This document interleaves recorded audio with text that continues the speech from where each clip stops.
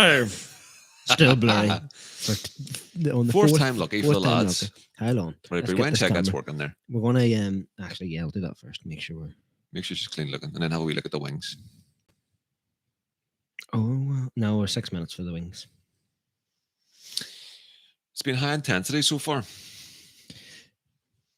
No clear cut chances for anything. And we're live again. And we're live. Personal Hello, testing. Working? You hear that right? I can hear it. Good. Finally, right now, get that link, get her sent out, get her B word. But that's shocking.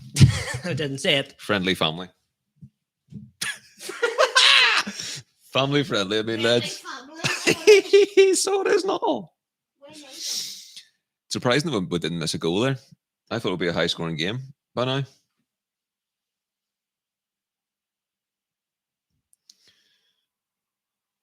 Is that camera still blurry? No, it looks all right, I think. Unfortunately for the viewers. It's way higher now, isn't it? The bloomin' bloody flippin' focus. Put it down a wee bit more, so our head's in it more.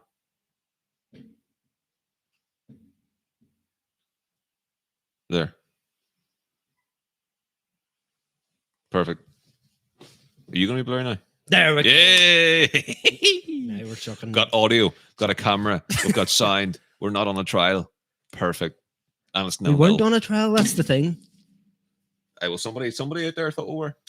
Some wee bird. Somebody sat in that bird. That you had to reset the whole computer. Which is good because it gave me a bit of a break. I do get stage fright when there was 4 people watching us like that's right away. And we've lost all 4 of them. Yeah, it's just us watching ourselves now, isn't it? Bloody bird. So you know your goddamn self anyway. And you know what I love saying? And we're alive! For some reason. You got to say it 5 times today. 6 times, 7 times now today. Yeah. That's why I'm messing about with all this. Doing it on purpose. We got the link? Yep. Up in his house. Your microphone is not in the right position. There we go. Right, what's happening? Rashford down the left. Rashford looked very good. He hasn't had a big chance yet, but he's been floating about the box, being a menace. Go on ahead, Marcus, son. Bruno, a great ball there. Yeah, lovely ball. Danny James. If Dan James a bit bigger. That was a hard ask. You making notes? I've got this, but it's not going to work because I can't really reach the table properly. Have you got the link there, Bio? I do, yeah. Do you want it? Send it to my WhatsApp. So what are we going to do if we had 12 years today? We've got Funage. 1 sub if you shave your head. Who says that?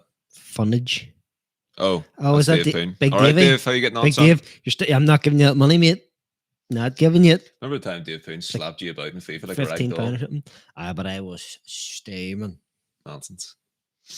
And Dave's probably one of the worst players I've ever played against. Do you know what? Terrible. When it Arsenal comes, fan as well. See, when it comes to FIFA, I really fold under pressure. You do, yeah.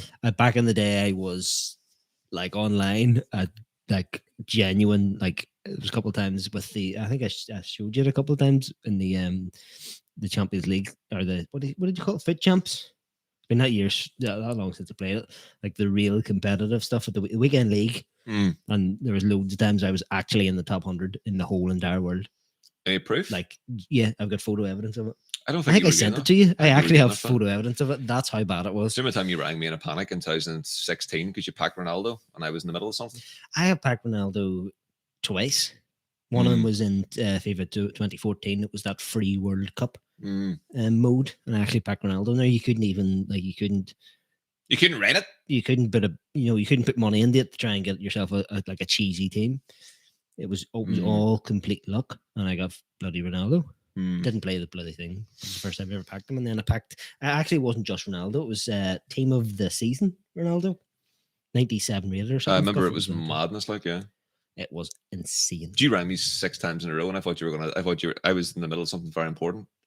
It was one of the best moments in my whole entire life. And I thought you were going to die, so I picked up your 8th call. I was like, all right, Brad. And you were like, I'll pack Ronaldo. Were I was you like, not right. in the middle of something? Yeah. I was right in the middle of something. Very important. And I stopped what I was doing to go and answer your 7th call, just in case. And I was delighted to hear that you got Ronaldo. Easy to say, but you know. So, needless to say, I think the moment passed a wee bit. I do think I was. I had a better experience than you. I'll just put that out there. Well, potentially. I haven't played Ultimate Team enough to really have had like a proper, you know, chance of packing in sweet players. I got Neymar this year, Champions League 91 rated. That was nice. Couldn't believe my luck. I don't play FIFA anymore, mate. Anyway, so Leeds are that's a handball. Actually, I know it's not a handball, but it might be. There's been a lot of weirdness around the handball recently. Yeah, the Chelsea one, as Blackwater, like we've seen that given this season, but yeah, I know they had discussions about that and sort of changed the rules on that a little touch. It'll be changed again, I think. Next season. Do you hear about the Callum Wilson one yesterday? That generally was well, it was so high up, it probably isn't. Let's have a look. Oh, yeah, that's. Could it be dodgy? We have seen them being given all season long. VAR's checking it. There's your thing. Yeah, spot on. VAR's checking this. I genuinely have no idea whether it's going to be given or not. We've seen them given all season, but then we've seen ones not given very recently because they changed the rules mid-season. Which again, right, gut instinct, penalty or not? I'm going to say no. I'm going to say no because of the Chelsea one. I think it's been cleared actually. Yeah, happy clean days. Right, free kick for Leeds. Come on, the lads. That's it, the spider. So folks, we're having wings at half time. Bridge famous chicken wings. So I've got to go and organise that. I'm going to leave you in the solid hands of Mark Downey. Easy, Harry. Jeepers, creepers, boys. Go on. Solid there. Here, we've got 5 years. That's not too bad for all the fact that we've had 17 streams this morning or this afternoon. See you later, Brad. Here, if does he owe you a $5? Is that because he's a sort of what wouldn't clear his stats like? It's like 15. 15 quid? It was a $5 per game, was it?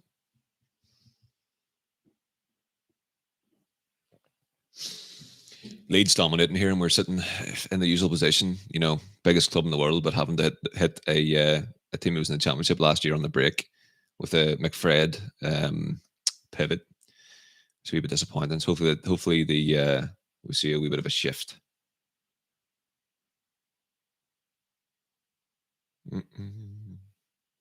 Something tells me as well we got away with one there with the handball too, because you've seen them given. You've seen them given.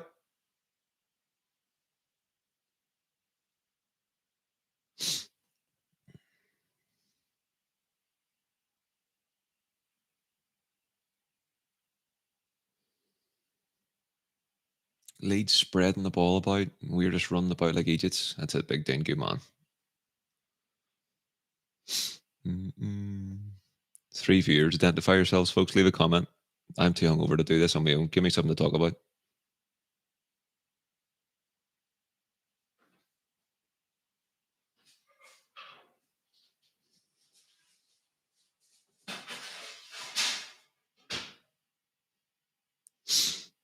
Good afternoon, Aaron. How are we?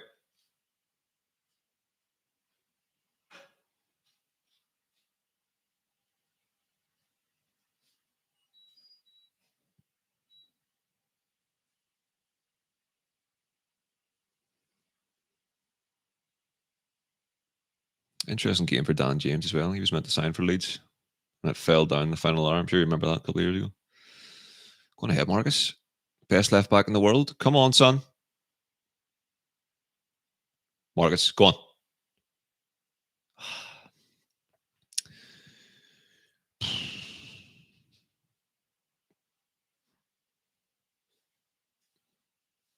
Bridge in there making the wings, getting them prepared now.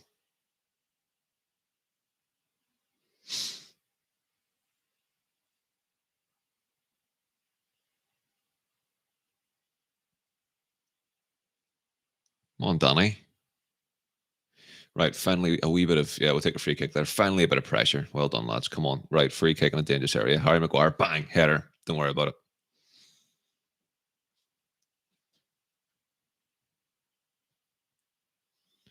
Wee Danny James getting stuck in.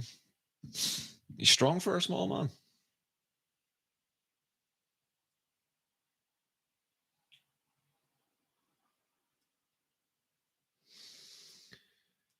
His wings are bang average. Aaron, to be fair, everything about Brit is bang average, right? But one thing it isn't. There's wee Gareth Southgate absolutely falling asleep. One thing it's not bang average though is Bridge wings. I have to give him that. You're bucking right. I agree. The wings are. It's the first and only time he's ever impressed me. He made me these wings back in September, something last year, October last year. Still taste them, and they've only got better. Mm-hmm.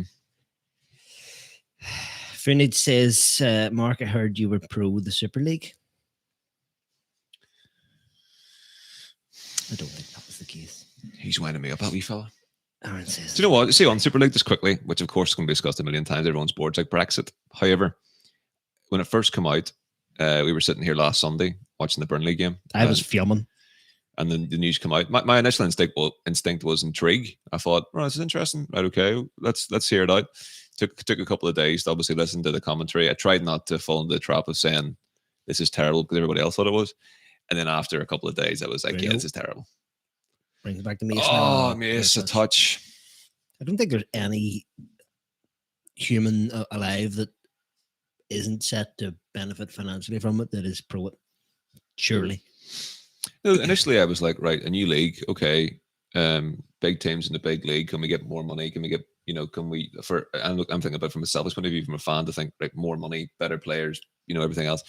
And the idea of playing those big games more regularly, that is exciting on first reflection. Then when you think about it and you look at how it's going to affect the football pyramid, how it's going to affect everything, then you're like, right, this is not good.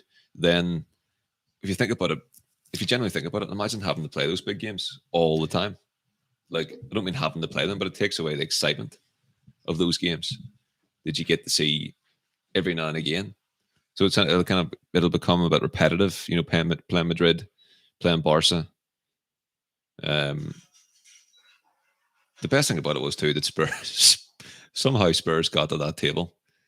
They haven't won a proper cup in 50 years, 60 years. Won the League Cup there recently in 2008 or something. And then the League Cup final today, which they'll hopefully win. Marcus? Oh. Yes, we'll be supporting Spurs today, for sure. Yes, we are Spurs fans today after this game. Especially because they got rid of the ones, whatchamacallit him? Trying not to swear. Bumhead. Mourinho. That phallus face. He was a rotten wee man. I like phallus face. Noel Regan up the Leeds, up to Chelsea. F, the Manx. Up the Chelsea. I have to thoroughly disagree with that. Up the Leeds. Aaron Moore says nothing beats a cold night in Stoke. What is that referring to? He's talking about missing out in those big games, or missing out in those smaller games. 100%. I agree. No, but there is something about that. There's, imagine every single game was against 5-star opposition all the time. It would get a bit repetitive, wouldn't it? Basically, what you sort of forget is it's all relative.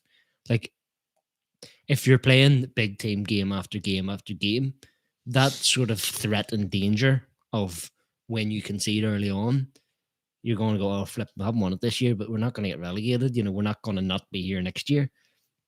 The whole competitive element is completely gone. Like, the worst feeling you're going to have is losing in the final or potentially losing out to getting past the league stage, going into the group stage, whatever that is. Mm-hmm. But at the end of the day, it's not going to be getting knocked out of the Champions League feeling. Yeah. Because you're guaranteed in it next year.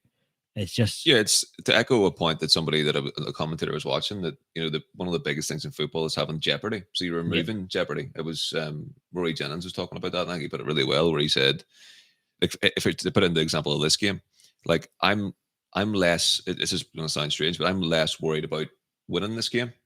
I'm more worried about not winning it, just because it's Leeds and I don't want to lose it. Do you know what I mean? Yeah, and even with that, we don't need to win this game. Yeah, this game actually means nothing to us. It's Actually, pretty today. pointless. But keep watching, guys. Yeah, but just for sure, like we're definitely intrigued with it, and we're definitely going to pay attention. That's the whole point of it. But it's true though. This game. If we lose this game, our position in the table will not change. Obviously, I don't think our trajectory for the end of the season will change either. But if we win, it gives the point us a big I was making is it's all relative. Without a game like we had against Burnley, without the sort of the Stoke game, as Aaron was referring to, without those games, the big games mean nothing. If you're always playing the big teams, everybody's like kind of on a level playing field, and you play the same teams, and like every season you're not getting a new team that comes up. Yeah, like it is interesting when you play a new team who's come up. But it's like what I said to you on the discussion we had, the last video on the channel. Go and check it out.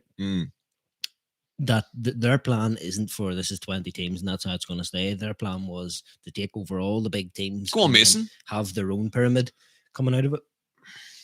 That's why they were saying 12 teams can't be relegated. So why would they say at that point you can't be relegated if there's nowhere to get relegated to? So their plan was we are going to get more and more people in. The first 12, you big guys, when you get in, to sweeten the pot, you can't be relegated.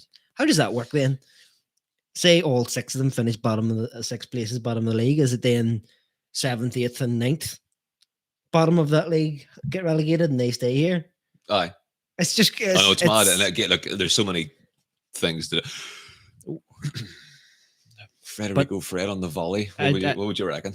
I don't think. Come on, referee. Right. That's a free kick. Definite custodial sentence for that. Yeah, I give him a yellow card as well. Calvin Phillips, player I like actually, and not just because he's in England. I'm going to say something here, and I hope that it's not something that that actually comes to fruition. But I don't think this is the end of it.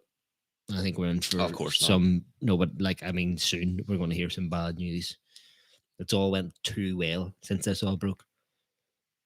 Like the fans have sort of won, but the fans never win. To put it probably the best way, bro, they've won the battle, but the war is still on the horizon. Lost. Won. Same thing. Yeah, it's going to be a series of mini battles forever. But like I said to you the other day, right after the good news, I wasn't listening to me. You were, because you read it and replied to me. Is it now? I'm just so glad we can focus on no Ed Woodward. We can focus on getting some good kits finally, and we can focus on winning the league next year. 21's coming. Can we focus on no Ed Woodward? Yeah, we've got him until the end of the season. What I'd like him to do is get a couple of commercial deals done before he goes, and then slam the door behind him. What if he doesn't go? Of course, he's going. What if he retracts it? He doesn't. Why? I spoke to him yesterday.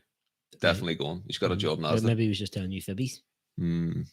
What if that was just to cool us down a bit? What if that was to hang somebody out to dry, and then a couple months down the line, when this is all blown over, and they reduce season ticket prices, and they do whatever they're going to do to appease the fans, which they might not even do, but if they do that, then they go. Woodward goes. Actually, I'm not leaving. It's like, you reckon they've hung him out? They've hung him out to dry. Wall Street meme. Where he comes out, I can picture that a month down the line. I can see the whole "I'm not effing leaving" meme with Woodward going like that. I think it's possible. It's possible. So you reckon they've hung him out to dry, and then you reckon in a month or two's time, when he's dry, they'll bring him back in? I don't reckon that's going to happen. I'm just posing. You're playing devil's avocado. You're playing devil's avocado. That is definitely an opportunity. Aaron Moore says. And something I agree with. And I said it the other day. The only thing that stops any comeback from Perez and co. is government intervention and hopefully a German ownership model. That's what I said to you the other day on that thing. Yeah. I thought the most interesting thing to me is how the government reacts to this. They reacted so quickly because they have such a large financial stake in it, because the tax revenue they get from the wages and the sales and whatnot is huge. And not only that, the tourism aspect of things, when everybody flying, like last year I flew to Manchester to watch a game. What game was so that? You've got the flight coming at the Crystal Palace one. Dan James scored the goal. You're right. Was right in the line, yeah. And you missed Patrick Nallon's goal because you were reading. I don't know. The money that was spent on the hotel, in the ground, taxis, train, at the airport, all that sort of thing, just off one person. The government wants to keep that in house, and the problem with the European Super League was the owners had the power to take that wherever. They could have went, right, well, this league, we don't really need stadiums, really. We don't need to have our own stadiums. You know, this isn't Old Trafford United Stadium. This could be Old Trafford, the place that Inter Milan and Real Madrid are playing this week. To bring the communal stadium sort of thing. To bring the Real Madrid fans over, to get them to fly in, to get everybody together. And like it was they were basically trying to make a global Premier League with all the best teams. Yeah, like here, if there's so many different ways you can talk about it being a nonsense, and it was, and I hope to God it's dead forever. But you're right, it's a battle, and the war's still to come. But here's an interesting thing: say the Super League was to start now, right? And if we fast forward to the end of the Super League season, where do you reckon we would come on current form and other teams' current form? Do you reckon we would be in contention? I'm going to say the boring thing, but I'll just say it anyway. I think it's very difficult to predict because of the turbulence that's going around. Now, I'll give you a bit more of an interesting answer. I think we'll be quite high up. I think we're probably talking top 3, top 4, mainly because Ollie. And I think it'll be terrible to watch. Every game would be us turning to Burnley. But I reckon Ollie's record against the top teams is so good that we'll probably do well. And there is such turbulence. But the tie into your point, though, those big games become diluted in terms of importance because of the format. And therefore, Ollie's effectiveness based on those big games should also then be diluted. No, but I don't think that has a direct correlation with the performance that Ollie could get out of the players. Really, I think his tactics are good against the bigger teams, the bigger players, and that's what matters. It's not that they're going, oh, this is a huge game we're getting into, and Ollie knows how to manage them to perform well. I think his tactics are good versus the top teams, which is why I think he would still do well. But if that was the start, everything would be tossed up in the air. Who knows who would be the best? You know, for all we know, Tottenham could end up top of that league. Jesus Christ. Now, a different question would be if it was to start at the end of this season, going into next season, when teams have time to prepare, everybody gets sort of their ducks in a row. And what also may have a giant effect is fans getting back in the stadiums. Yeah, for sure. Next year, that's a lot more likely. So you would have the likes of the United away contingent there would have probably a more dramatic effect, and then also you've obviously got the that's a serious.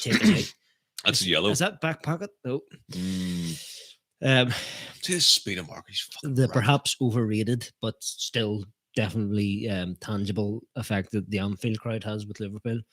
Are those two effects more than, say, the Italian ones? Yeah, for sure. But again, we have no proof of that. It's just because it's local to us. Maybe the Italian teams think the same but opposite. There's no better way of supporting the Red Army, son. But this is why it's so interesting and intriguing, whether it does happen or not, is that you get to test it. Like, if you ever made like a custom FIFA league or a custom football manager league where you put all the best teams in, you can get to test it. But this will be unfolding real life. You have no control over it. That's what was so intriguing to some people. But the overarching demolition of the game as we know it is why everybody was so against it. Like, everybody's tribal allegiances was completely annihilated in the face of this, because it was so bad, and we were given the power to the people we didn't want the power to be with. Oof. Take a corner there. Bruno, like I said last week, is due a sweet goal from direct play. He's going to ping one in from his own box here any minute now. He is, Big sure. Aaron Moore absolutely killing the game here with a load of comment or a load of chats. Who replaces Eddie Wooden one? Can I answer this quickly? Without any shadow of a doubt. Yes, come on, say it. Edwin van der Sar. Precisely. Mm-hmm. Yeah, but it is a bit of a to be fair. But can you get him away from Ajax? Our second best keeper of all time. Yeah, right behind Roy Carroll, for sure. Victor Lindelof, look at that. I was thinking of Ben Amos. That's outside. Oh, it's not. It's not. He's played on there. We'll take another yellow there, please, referee. Jeepers creepers. Do you know what'd be class? I haven't seen it yet. If Big Cantona's in the stadium somewhere, like imagine he's just sitting in one of the seats in a random spot. Imagine he was under the covers, and we scored. He's just starting celebrating like he did against them. That'd be class. You know the story of Cantona from Leeds, about how it only happened because they inquired about Dennis Irwin, and then Fergie was like, "Nah." But here, while you're on the phone, what about Big Eric? I've heard that. Signed the next week. But wasn't there something there where he said yes, I'll sell you him, but only if you declare that you paid more. It was like 800K or something. And I was going, right, I'll sell you to him, but you have to tell everybody it was 1 million. There was something about that. There was something about that. I don't remember the exact detail, but that was really funny. And again, have you considered that that this is all a negotiation tactic from the 12 if you consider that income? Oh. Is that a corner? Did he give a corner there? I think he did. No, he didn't. I'm not sure. Luke Shaw whips it in here towards the back post. Nobody gets anything on it there. Looks like Scott. Did somebody get something on it? Scott, wasn't it? Yeah. Scott gets a couple of hairs on it. But is Aaron's point focused on like I was saying, the power move? There's more to it. That UEFA generates annually being 3.3 billion. Aaron's new to English. He's from Spain. Yeah. He's learning English at the minute. Yet only 1.9 billion is distributed to the clubs. To the clubs in general, Aaron, or to those 12 clubs? Aaron's point in general is this a power play, as you said in our last video? Is it a power play from the 12 clubs to get a bigger stake out of the money that UEFA makes off the back of their names? Which you could argue that. I don't know. It comes to me that the way the news was broke of it seems to be like an emergency. It was like it wasn't well thought out. They didn't have if you've seen the website, it was like something that was thrown up. There was no big charm offensive like what happened with the Premier League. It was just all of a sudden come out during the middle of a United game on a Sunday. It was like it was leaked, and they went, right, flip, we got to do something about this. I think Perez said that there was years. I think he said 3 years. I don't know the truth to that, but there's 3 years of planning for this. I don't think that was the case just to, pull UEFA's arm behind them to get a bit more money out of them. And the fact that it'd be interesting to see whether any of the owners have a drastic effect or drastically affected by what they've done. This is why I said to you in our hour-long conversation about this a couple of days ago. This is why I said to you the most intriguing thing to me is what the government does, because that's the only thing that's going to have a long-lasting effect. Because football fans are fickle. They may be we may be all up in arms about this. Like I put out a bloody emotional video about it, and what have I got stand to lose from it? But the feeling was there. But as soon as that feeling goes, and it will go, they'll get away with it. It'll just be a distant memory. However, if there's ever any opportunity to do something about this, it's now. And the only people that will or can do something about it is the government. And I'm not saying, I'm pro-government and all this. It's more they have a vested interest in it. So that's why they're possibly going to do something about it. No, you're right in the sense that the government, at the end of the day, have probably the only institution who have the actual ability to stop it again. But what I was saying the other night was I think the really fascinating thing is what the Premier League does. Based on how their hands are actually tied, and then going to Aaron's point there, which I agree with, and that's my stance, and this hasn't changed. Which is, I feel that it was far too quick, and it was they bottled it too quickly, and there's rumors of UEFA paying them off to do it and things like that, and then they've marketed that or packed it together as in we've listened to the fans, and we've also been paid to do this. you know, like it was too quick for me. It was too much of a bold thing to then just strike off after 48 hours. There's something's completely and utterly fishy about that. And the frustrating thing is, we'll never probably actually know the proper ins and outs. But the results of it is Woodward's gone, so Not yet. going. So Which could again be backtracked.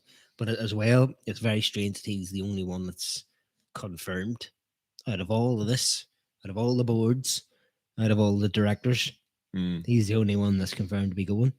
But then, but on the night that it was all dying at death, there was quite a few reports of people being sacked and moving on, and so they haven't really came to fruition. As in, there's been no further word on those other people. I think it was like the event, was it the Juventus president or CEO, whatever it was? Yeah, he was said to be getting ousted. But then you were saying that he owns that club or something, or he owns or something. No, I can't remember what it was. Agnelli, I can't remember his first name. Agnelli. That's right. Yeah, Agnelli. He is, I think. We are obviously very knowledgeable people about this. Agnelli is, I think he's godfather or he's a family relation or a godfather to your man Seferin in UEFA. That's what it is. He's the godfather to his child or something like that. They're very, very close, which obviously that's like a world collision of things that go on for people of that size that have any decision they make sends tremors around the world. For something like this, they're obviously either they're in on it together for whatever reason, don't believe that, or they're completely torn asunder just off the basis of money. And for people, you can imagine going, what's a lot of money? Oh, Marcus, good save there. Brilliant attempt from Marcus there. We'll take a corner. I feel a little bit not didn't go in. Good save, familiar. An absolute 12-year-old in that, sir, but he did well there. Is there an element of Street Adam? It was quite central, but it was well hit. Well hit. Remember his free kick against Chelsea in the League Cup. There's the ring dings. Aaron says 1.9 distributed to all that aren't involved in the competitions. Ed isn't going to do with Super League. Just do you know something that quickly needs addressed? How Harry Maguire wins so many headers from corners and set pieces, and he just never gets it on target. Look how bad that is. It's mental. Look at that.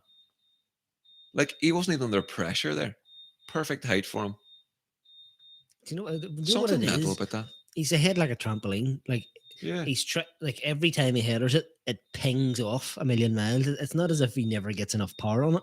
It's always woof, goes off. Probably got a big noggin, but the wings are nearly ready, boys. Are we planning on eating wings and just in front of the fans here? Sure, Jesus, you know yourself. I think that's half time, folks.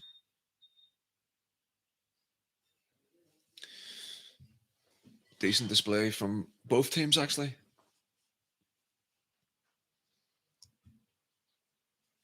Fair result, I think, for half time.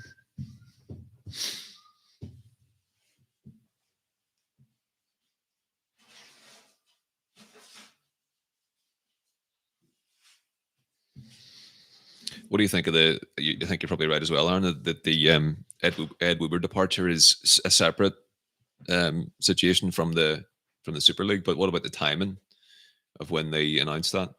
Was that there to deflect some sort of deflect the bad press, or to give the fans something that they actually want, which is the end of Woodward? The whole thing's fascinating. Just love to be in the fly on the wall and actually know the actual details.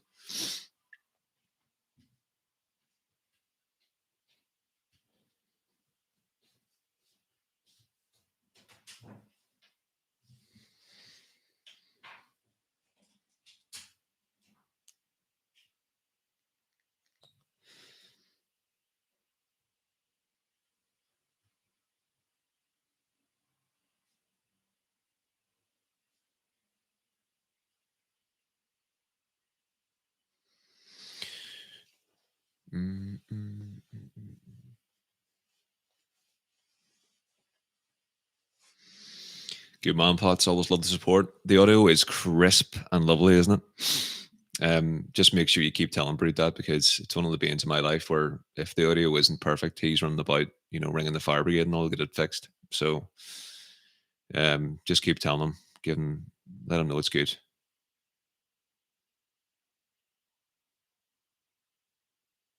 Are you watching the football, Pots, or are you just on watching us? Good to hear Luke Gurley is coming on as well after his wee family barbecue. So there'll be some interesting questions coming through very soon.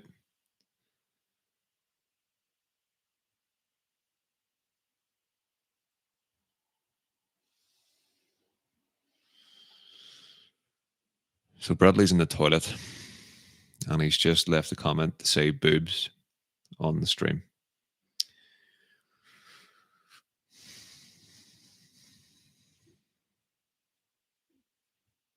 I can actually hear him laughing from the bathroom.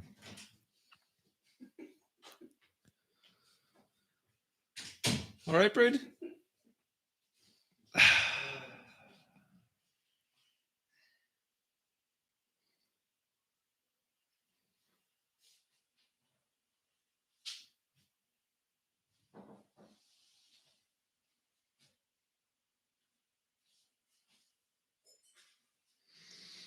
As a Newcastle fan, why are you a Newcastle fan, Potts?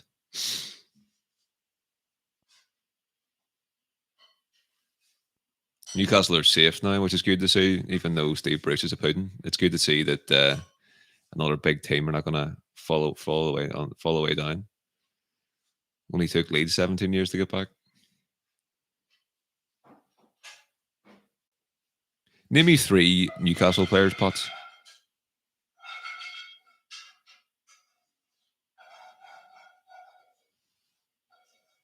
Family tradition.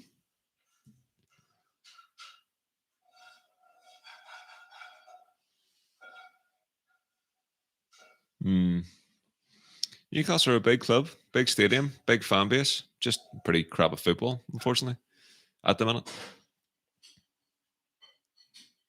Couldn't name 3. Big Alan was the best one I know. Yep, Harry Kane's going to go and take his wee record, and then Alan Shearer will become irrelevant again.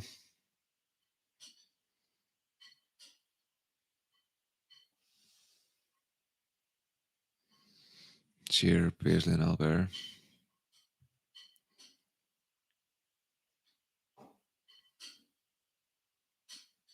I was in St James's Park recently for, funny enough, a rugby match 2 nights in a row, the Heineken Cup final, and it's a cracking stadium. But definitely, I'd love to go to an away game, United away game, be perfect.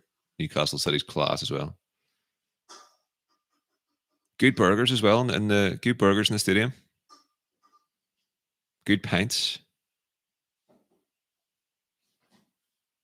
It's great to see Ellen Road back in the Premier League as well. Love to go to Ellen Road. So much tradish.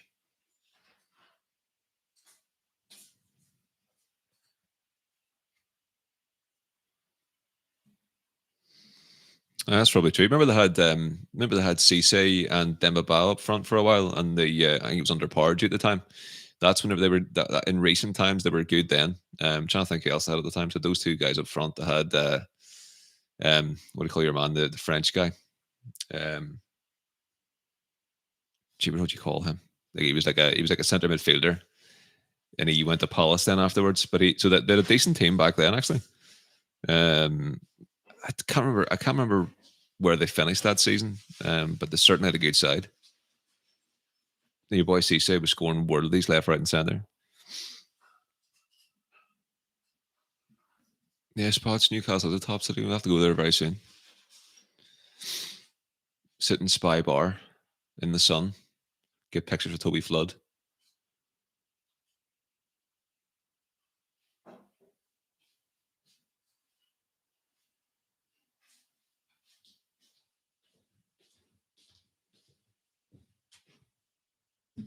Jesus Christ. The big man's having an absolute laugh here. Look at this.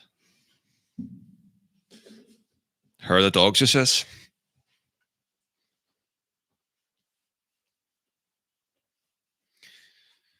Interesting that the comment or the pundits today are Hasselbank and Paul Ince. The strange one. Would have liked to have seen like Harry Kewell or Faduka or something. On the United side, you have a wee Roy Keane.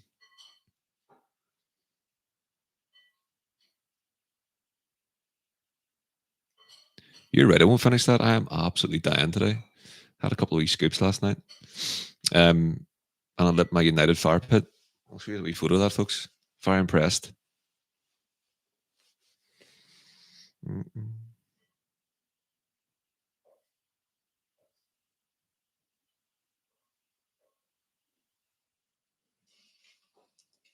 Look at that.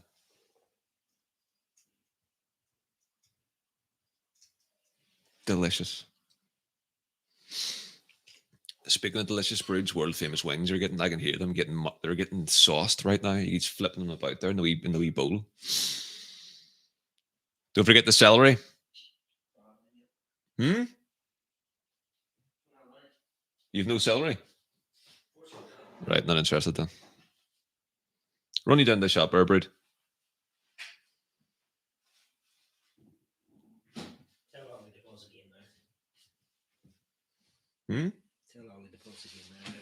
Famous boys. I'll open this for you, will I? Open your bollocks. We'll open this for you. I'm getting bullied in the drinking. Somebody send help.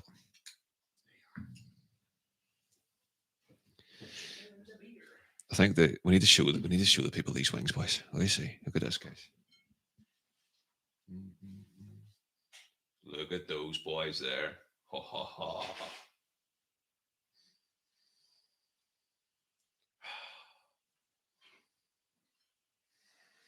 Exactly what you need with a wee hangover.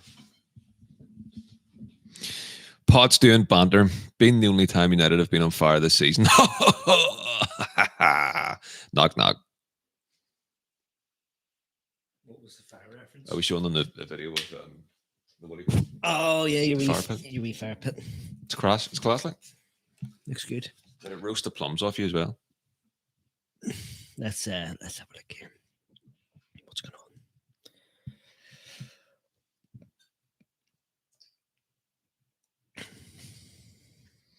Purdy. Couldn't name three. Does he mean three? Newcastle. He says he's a Newcastle fan. He's could name three Newcastle players. Yeah. Like of all time or the current squad? Current squad. Potts wouldn't know a football team if I bet him in the Bollocks. Never mind it. Name Newcastle players. Oh, wish me luck, folks, here.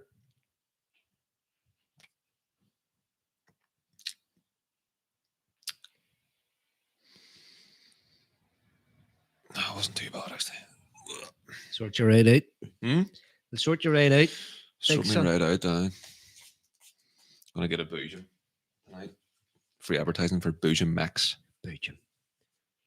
You don't like Boojum, do you? Can you imagine eating anything worse in your life? There's something about Mexican food that just makes me poke. No, that's not a diss at Boojum. You know, if you want to sponsor this. Yeah, if you want to sponsor us, you know, there's absolutely no problem with it. No, I Mexican food, I can't do it. I just can't do it. Bad experiences, you know. Mm-hmm. Just a wee bit of admin background here. Have you had one of them wings yet? No. Let the folks know just how unbelievable they are. I've never actually eaten something live with such a big viewerage. So I've never had four people watch me eat something. Yes, of course you have. No, I haven't. You haven't sat at a dinner table with your family. Yeah, no, but people are not. How many members of your immediate family are there? You 5. don't need... So you have definitely had 4 people watch you eat. Right, let's break this down a wee bit, right? Yes, I have been in the presence of 4 people while eating. And you don't think at any time at the 1%. You don't think at any time all 4 of them have watched you? Probably not, because they're so you haven't been dinner. chatting and talking at the dinner table and everybody's looking at you talking to you. Not when I'm eating. Like not when I'm physically eating. I would probably like eat something, swallow it, and then. So you're more sure that that's the case than it's not the case. I would be pretty sure that I've never been watched by 4 people eating. Jeepers me.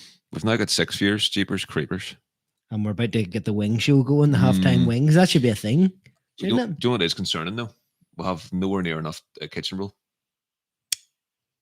course you do. They're not entirely saucy wings. They don't overly sauce the wings.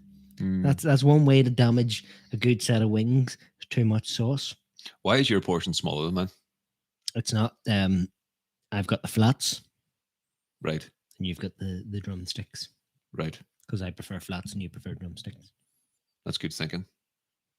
So, give him a wee go there. There's 6 people watching you now, Mark. Hold on, we'll do the drum roll. He's going to eat a wing. Really nervous. Right. This wee boy here.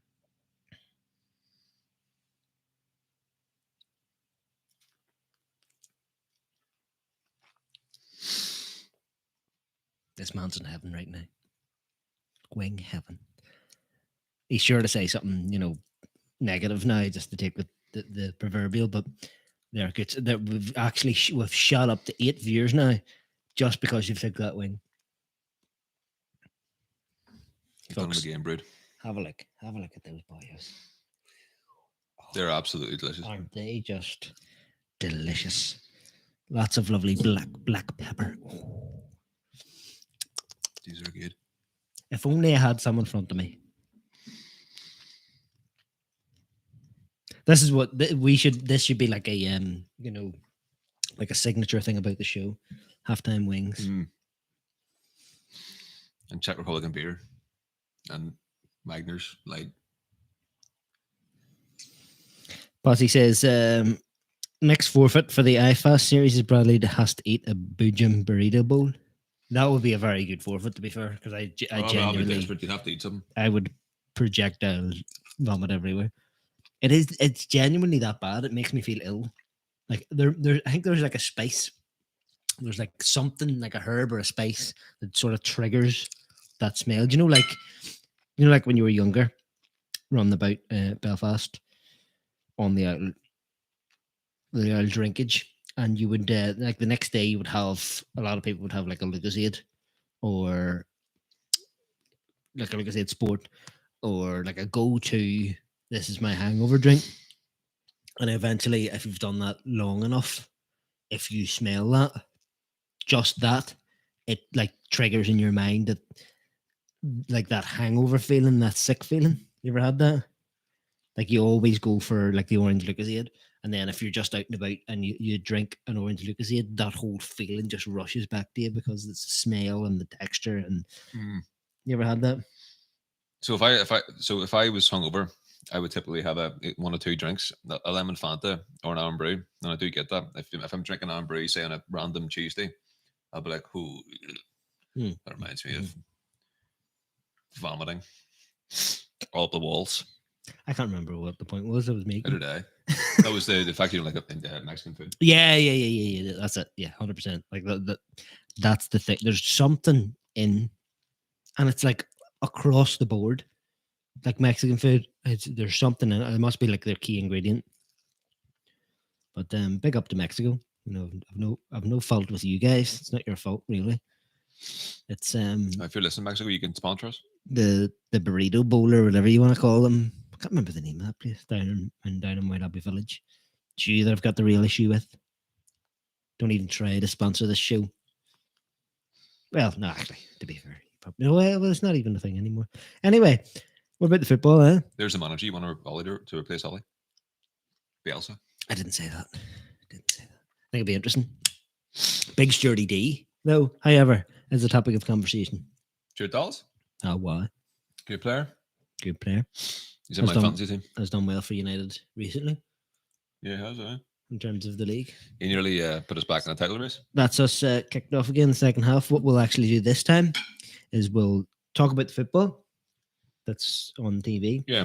And I'll start the beat timer here. Is it not been on the whole game? No. These wee fellas haven't got a clue where we are in the game. I know. Shocking. You struggling there, wee man? No, I'm going to take a break, but they're really good. You've had 2 wings and you're taking a break. Excuse me, I've had 4. Oh, you haven't? Yes, I have. That's 3, mate. No, I had the whole bone and all the other one. The first one, I just absolutely swallowed. What about the wings? Speaking of swallowing, I wonder if I get a goal here.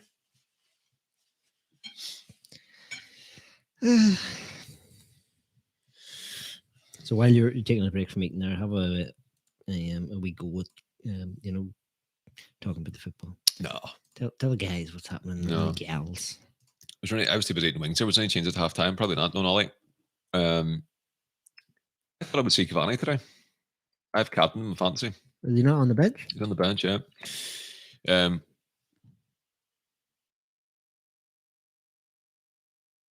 Luke Shaw, best left back in the world, driving, cut back, pass, completion, perfect. Oh, another one, perfect.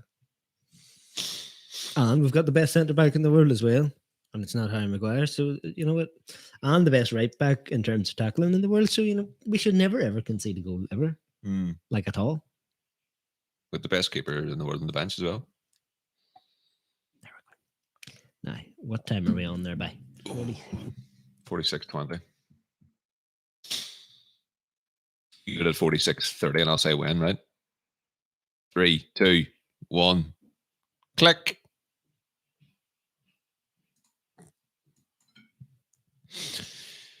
Right, that's Cambridge. Where's Rafinha today? Thank God he's not playing. Is he on the bench?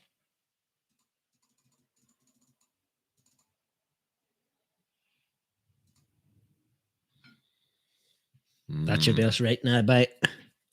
Right, who have we got watching? Who's it up in his house? Come on, Danny. We keep using Dan James as an outlet, which is fine. He needs to. Right, Federico Fred. Bruno. Go on, Marcus. Oh, that was terrible, that ball. Big Son, just to let you know, we've got 9 viewers, and we'll have a couple of comments to go through here. Hit us. Aaron Moore says, is Bielsa on the spectrum? I'm not sure whether he's referring to be a manager of Man United or the other spectrum. Not sure what that question actually means. We could probably cover both. I think we're best not. David Moore says, next forfeit for Bradley is to read the Gospel of Mark. What is your Gospel, and how long is it? Do I have to really read it? It's been that long since we wrote it. Take you a good 2 or 3 minutes. It's in Latin as well. It's not worth it. The big main man, perfect.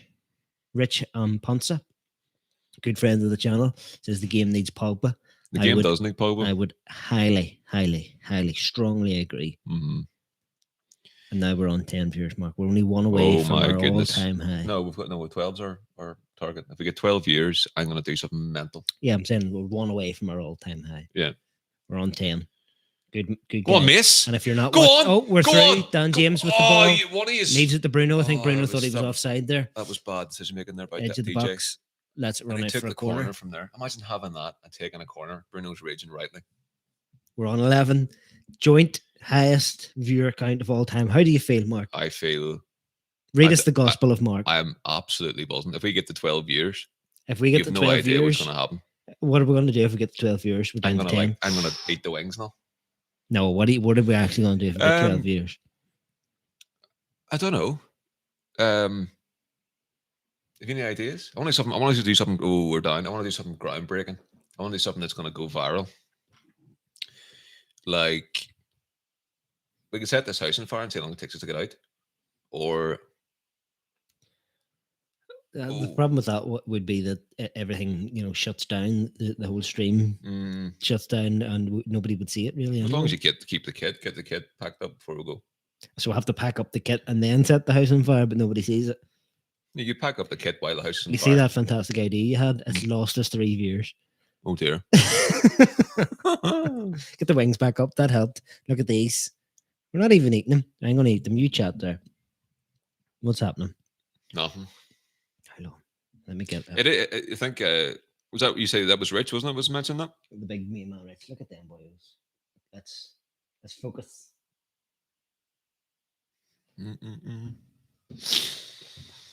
Would you have a look at that? Yep, they look good. Tastes better. Bloody delicious. They taste better than they look, Bird. Rich, what about Palace? Who are they playing this weekend? Or have they already played?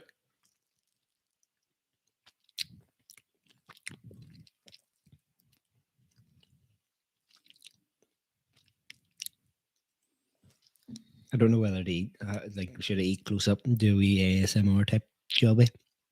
Or is that going to annoy the absolute piss clean out of everybody? Big Red says, don't let me go and make an order. These are... Go on! Oh, Bruno into the box. Takes a shot. Get out. Oh, it's annoying. Back to the keeper. Yeah, so we have now started to actually penetrate a bit more, and What about United? What are they doing? he's doing jokes about sex. Bruno should have pulled the trigger quickly. Yeah, we've had 2 or 3 attacks now that you probably would have been disappointed not have a goal by now. And Daniel James has just been wrestled. What is this? This is jeepers. He's just been rock bottomed. Big Rich says they're away to Leicester tomorrow, Monday Night Football. They didn't say Monday Night Football. Tough game. Hopefully. So what's happening in the league? Leicester are obviously going to bottle it. Just a question of when. I haven't actually seen the table since yesterday. Chelsea beating West Ham was a big result for them. Pretty grim for all the West Ham fans. I think it is Europa League now, probably.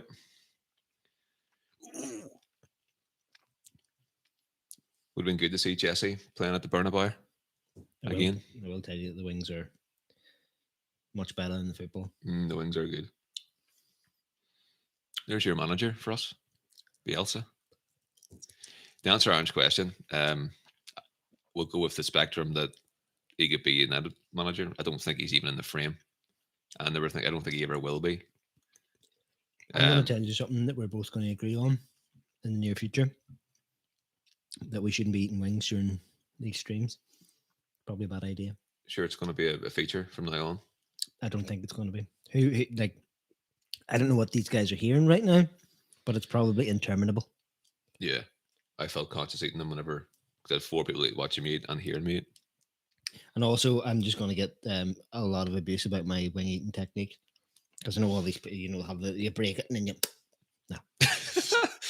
If you tried it before doing that way, because it does work. It does work. It does work. Yeah, 100%.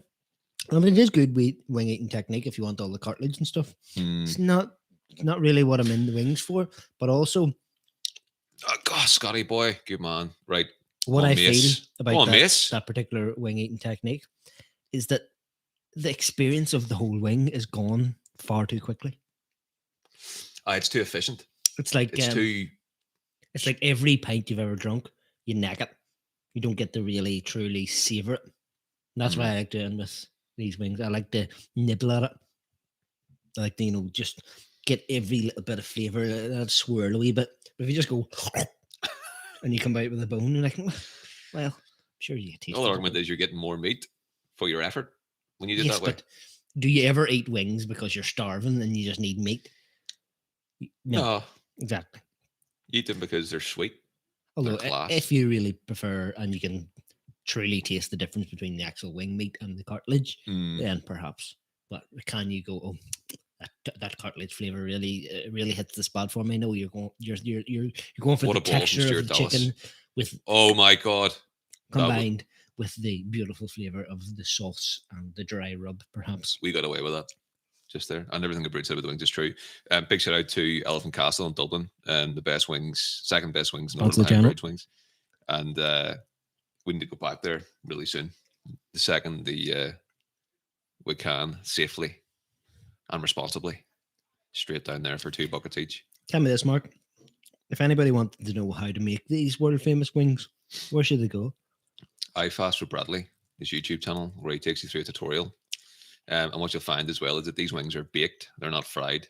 Therefore, they're also quite healthy. They're healthier than any other wings, probably. They're very healthy. And the even his wee secret ingredients and all are in that. Mm-hmm. And then, if they want to know, say, how to play, Jack Change It or Top Trumps, maybe any other card game like Top Trumps, what video should they go and see then? Go and watch Brood's spicy sausage and rice recipe on iFast with Bradley. A recipe that I tried and liked. I tweaked it very slightly, but yeah, we liked it. We even used the same sausages and everything. Oh, this is what you're all here for, isn't it? Focus. Why is that not focusing? Focus. Spent $1 million on a camera and you can't even focus on the wing. Focus. Anyway, focused the last time. Unbelievable. Anyway, when's football start? Oh, it's been on there. How's it? They've had quite a couple of good attacks there. Stuart Dallas put a brilliant ball into Ailing, and we got away with one. Harry Maguire didn't know what day it was. Just whizzed past him. Go on. Oh, yeah. Do you know what? Leeds are looking pretty good. We need to get a phase of possession. Go on, Harry. Good man. Oh, Marcus was on there. Just didn't have the mins. Go on, DJ. Daniel James putting all his effort into this as always. Go on, Mace. Marcus. Marcus. That was always going to happen, surely. He's trying to shoot a ball through a tree. Come on. If anybody could do it. Right, give it to Scott. Ooh. Ooh. Rich says, do you think you'd have a better win ratio playing how Bielsa plays? Not at all. I think it'd be more entertaining, and I'd perhaps like to see it more.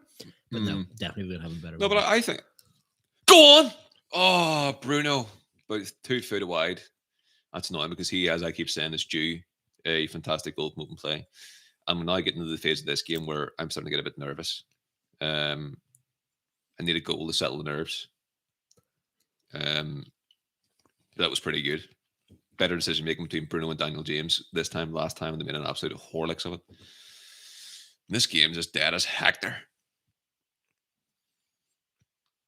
I don't get why you find that so funny. We just scored a goal and it was going mad. He's like, this game's dead as Hector. Oh, big Dino. That's an interesting football related conversation. Where does that phrase come from? Is it Hector from the Trail of Toy? The Trail of Toy. The Tale of Troy. You know, Hector gets killed. Oh, Hector's the king's son.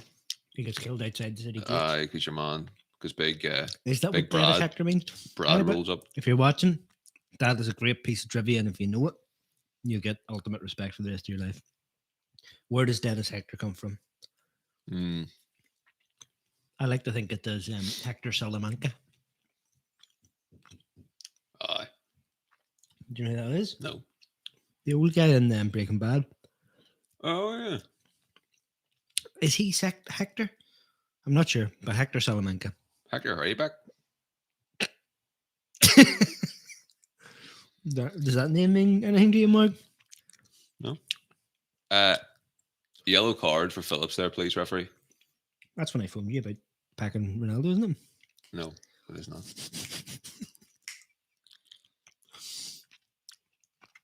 I can't. That foul was. It's always a bad idea to sit and munch wings live on the interwebs. I knew it was a bad idea. I didn't want to send him, but sure, you'd be grand. Yeah. You could eat. If we get 12 years, I swear. Answer Rich's question there. What's Rich's question? You think you'd be better winning ratio? No, probably not, because he pretty much does neglect this defensive, not neglected, but he's much more of an attacking manager. I think the way Ollie plays, I like it. I think he does have a good style of play. It's just I feel like he hasn't got the resources to play the way he wants to play. So I think Ollie and Bielsa would be fairly similar in their style of play if he had the tools. However, I think Bielsa also have that higher intensity.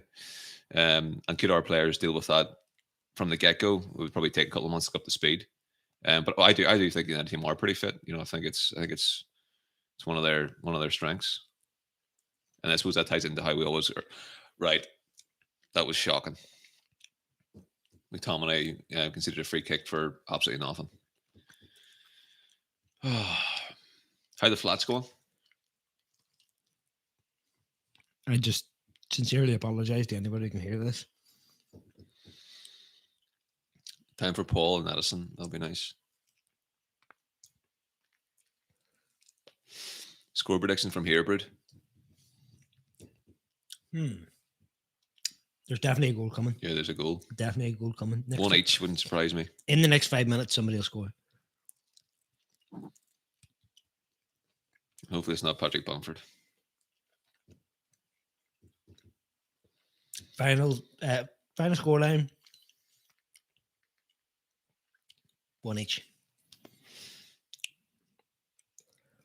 Did you just steal my prediction?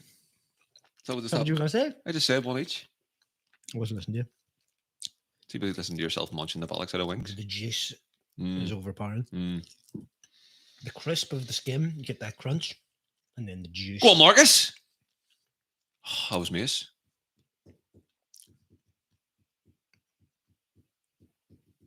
I've got to sincerely apologize to anybody that has been annoyed by this chain. A lot of people have like a actual full-on, like a disgust. What a run from Mason Greenwood, perfectly timed, onside, great ball from Fred as well, and then Greenwood basically just, threw the ball, basically a back pass to Millier there. But that's I was just about to say. If I was bringing Paul and Edison off, I'd be taking Dan and Fred off. But Fred has done a good ball there. Patrick Bamford, watch the run. Good man. Dane. Oh, Dane. Focus. Look at the chicken. Oh, there we are. Look at that. Oh, delicious. Marcus on the run. Edge of the box. Come on, son. Nice for cross to them. Oh, Daniel. James into the box. Good tackle. That's not good enough. Should have got that shot away. He should have got the shot away. There's no excuse for that. I disagree. Very good tackle. Didn't get time. Who's shouting? Man on! Victor, watch Paddy. What a ball. 1-0. Oh. That was very close. Was that what happened? Was that a deflection off Victor, or was that a ball into the ground?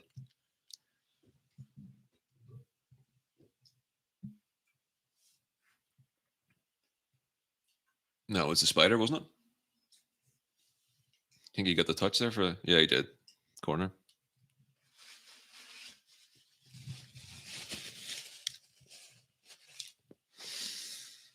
Yeah.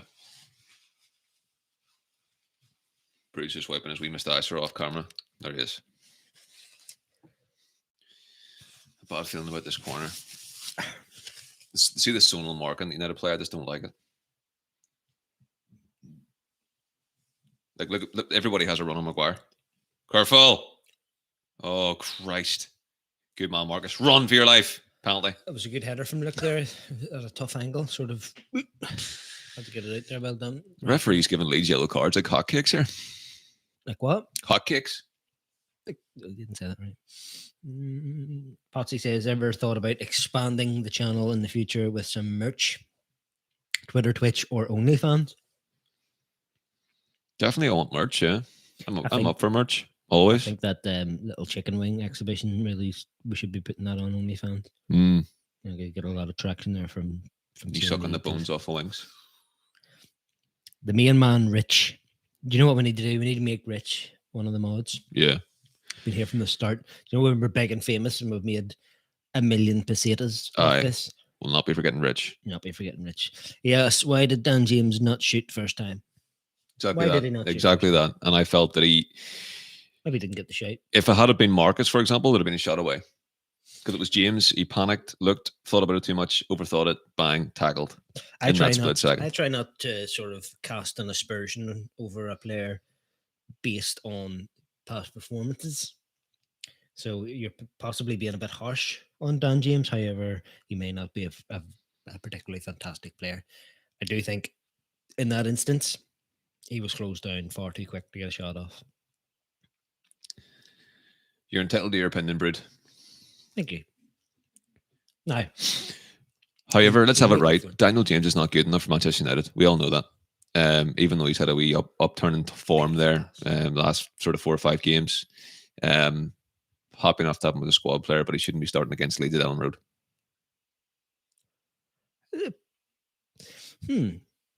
This probably Go on, Bruno. Is the time we should be playing Dan James. What, because it was Leeds Connection? No, I think any team. Yeah. Any of the other 19 teams going to Ellen Road would potentially benefit from playing Dan James. I think he probably gets into most teams. Free kick. Yeah. So what Leeds do is they outrun every single one of their opposition, always, right? So you bring on Dan James, probably 65, 70 minutes to inject. I wouldn't have him starting. Ooh, Mason lashed out there, did he, Alioski? Lashes out there. Oh, dear. Coming from this. Mason's not happy about something. What happened there? I missed that. It was off the ball, off camera, wasn't it? If he makes contact and Alioski goes down, potential red card there. Yeah, suspended. Pure temperament there from Mason. Could have had a long-lasting effect, but it hasn't. See if Bruno scores this, pings this goal in. I'll stick one of those wings up my nose. Right? Okay. Come on, Bruno. Come on, Bruno. I've never wanted a goal more in my whole Straight entire up my nostril. You can pick the nostril. Oh, you actually Left going or to right? it? Yeah. Because you just... I'm live. I've got 3 people watching this. Tried to do a City. The wee Man City one. Yeah. With Martial, yeah. It's one of Bruno's first ever goal involvements. It's brilliant. Scored a penalty against Watford in his debut. And then he's got that assist in the game after. His debut was against Wolves. It was his second game. His first home game. His home debut, he scored a penalty against Watford. Do you think at all, Luke Shaw, if he hadn't had that injury, would be like the undisputed best left back in the world? You always talk about his form with Depay back in 15. Yep. Which was brilliant, and they had a really good connection on the left hand side. And I think Luke Shaw's leg break was the career-ending injury for Memphis Depay. That's right. That is right. Well, not career-ending because that's harsh because he is playing for a big team. Yeah, and he's making a lot of money and doing rap songs and stuff. It ended his United career. His Premier League career. Yeah, Premier League. Well, potentially, but yeah, it was. That's how good their relationship was. The link up between the two, where good mates too.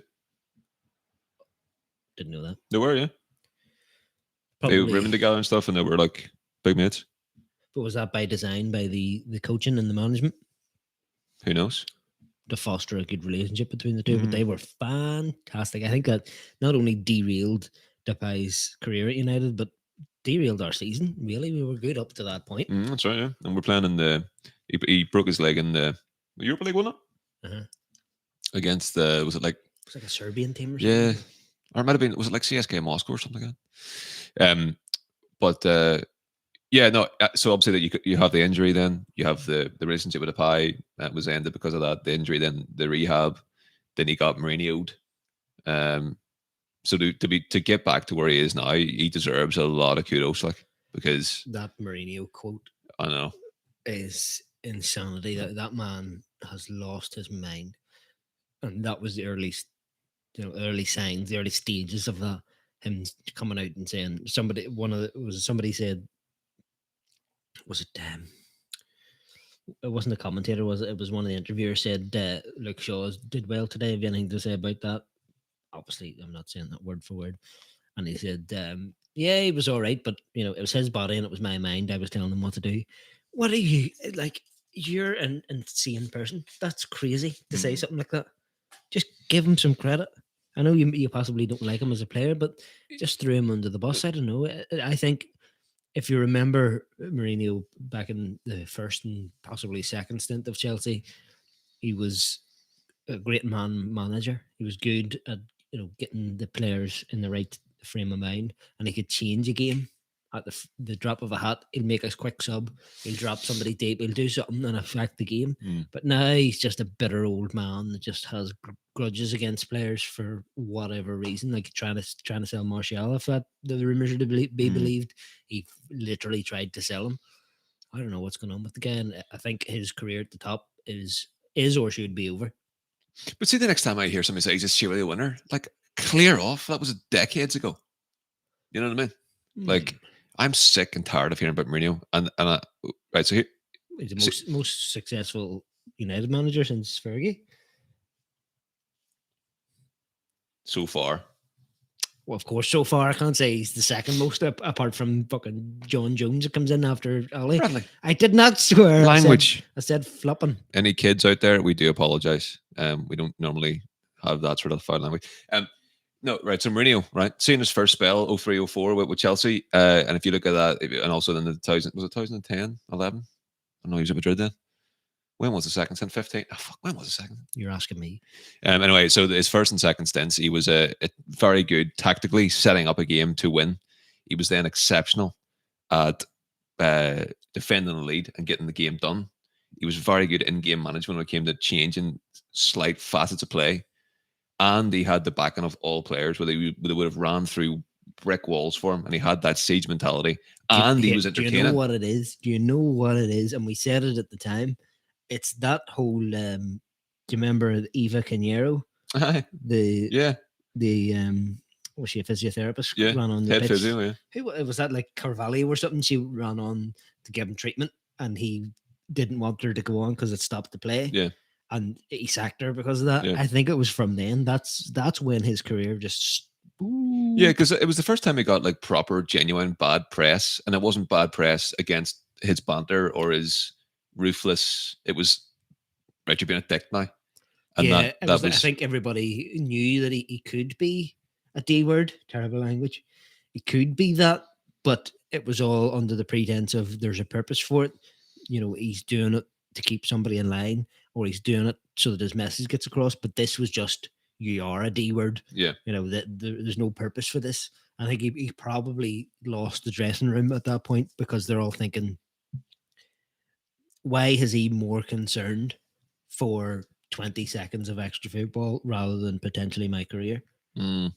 I think that's possibly what happened with him. And from then, it's all got downhill. And I think he just probably doesn't really deal with bad press very well, does he? He doesn't deal with any press well. Doesn't deal with good press well. He'll always put his foot in it.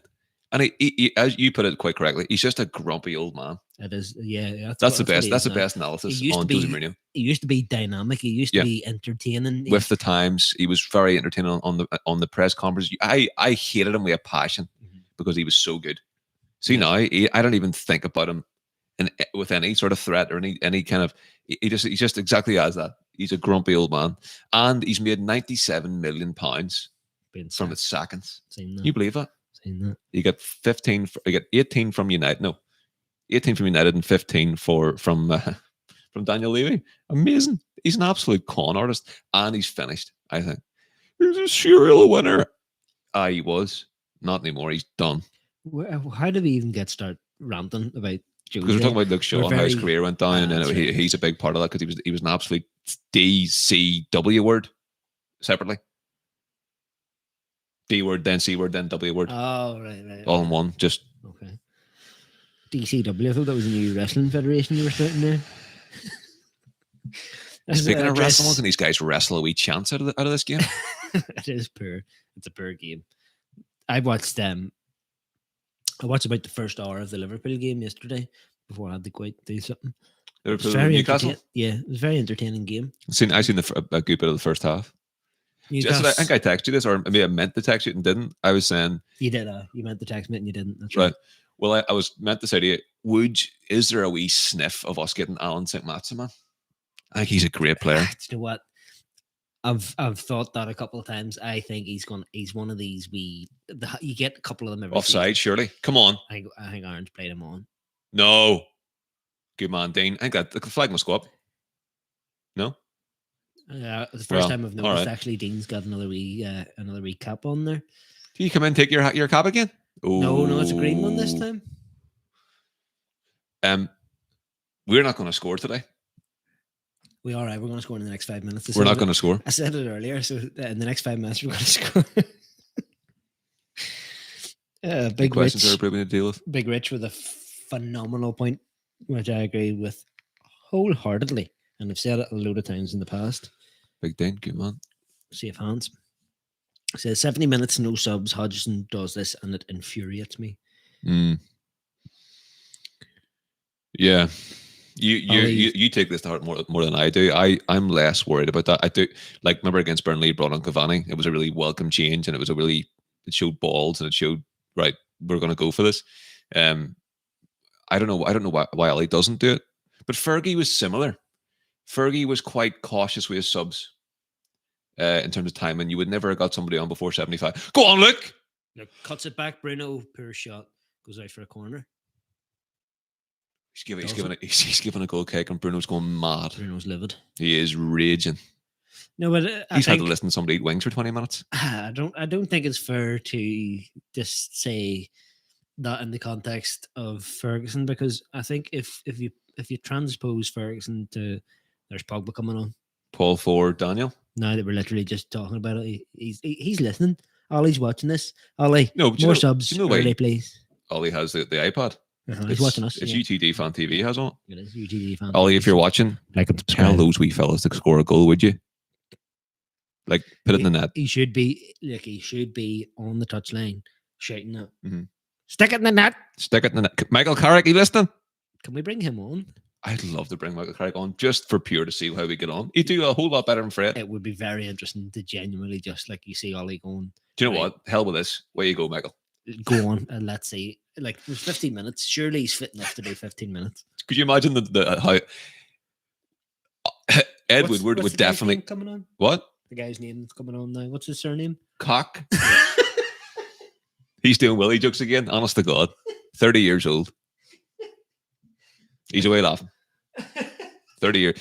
It reminds me, when we used to sit together in school, we used to draw cocks over my homework diary, and there you go.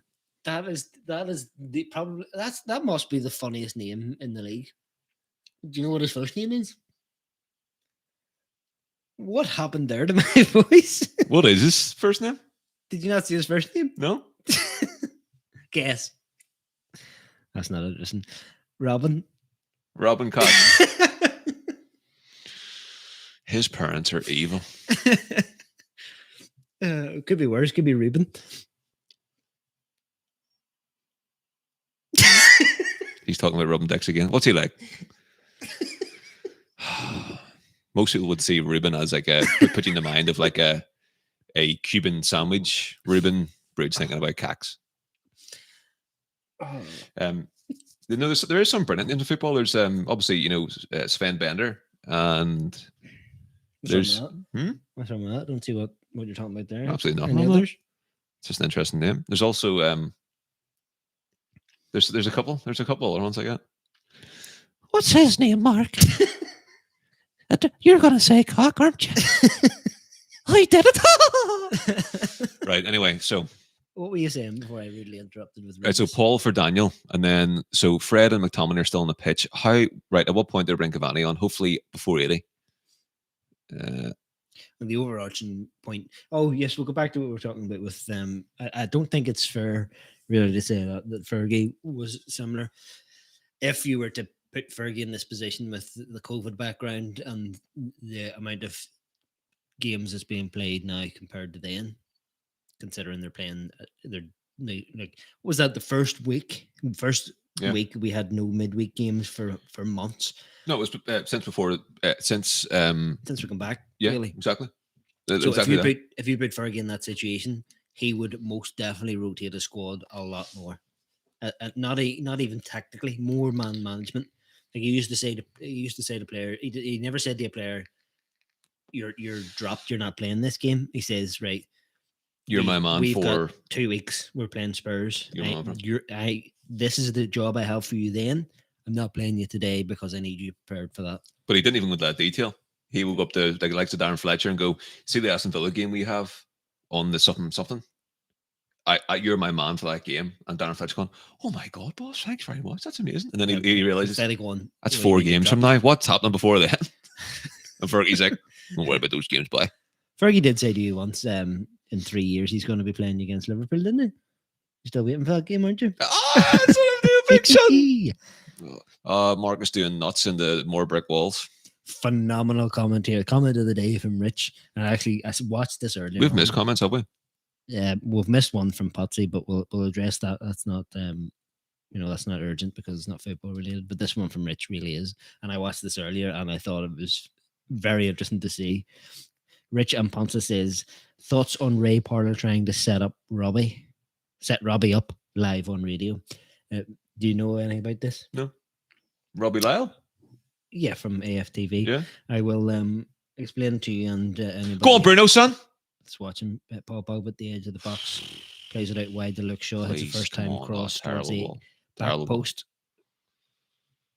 Defended well. So that's an okay ball if Maguire standing back post, not Marcus. Clear for throw in. Yeah, no.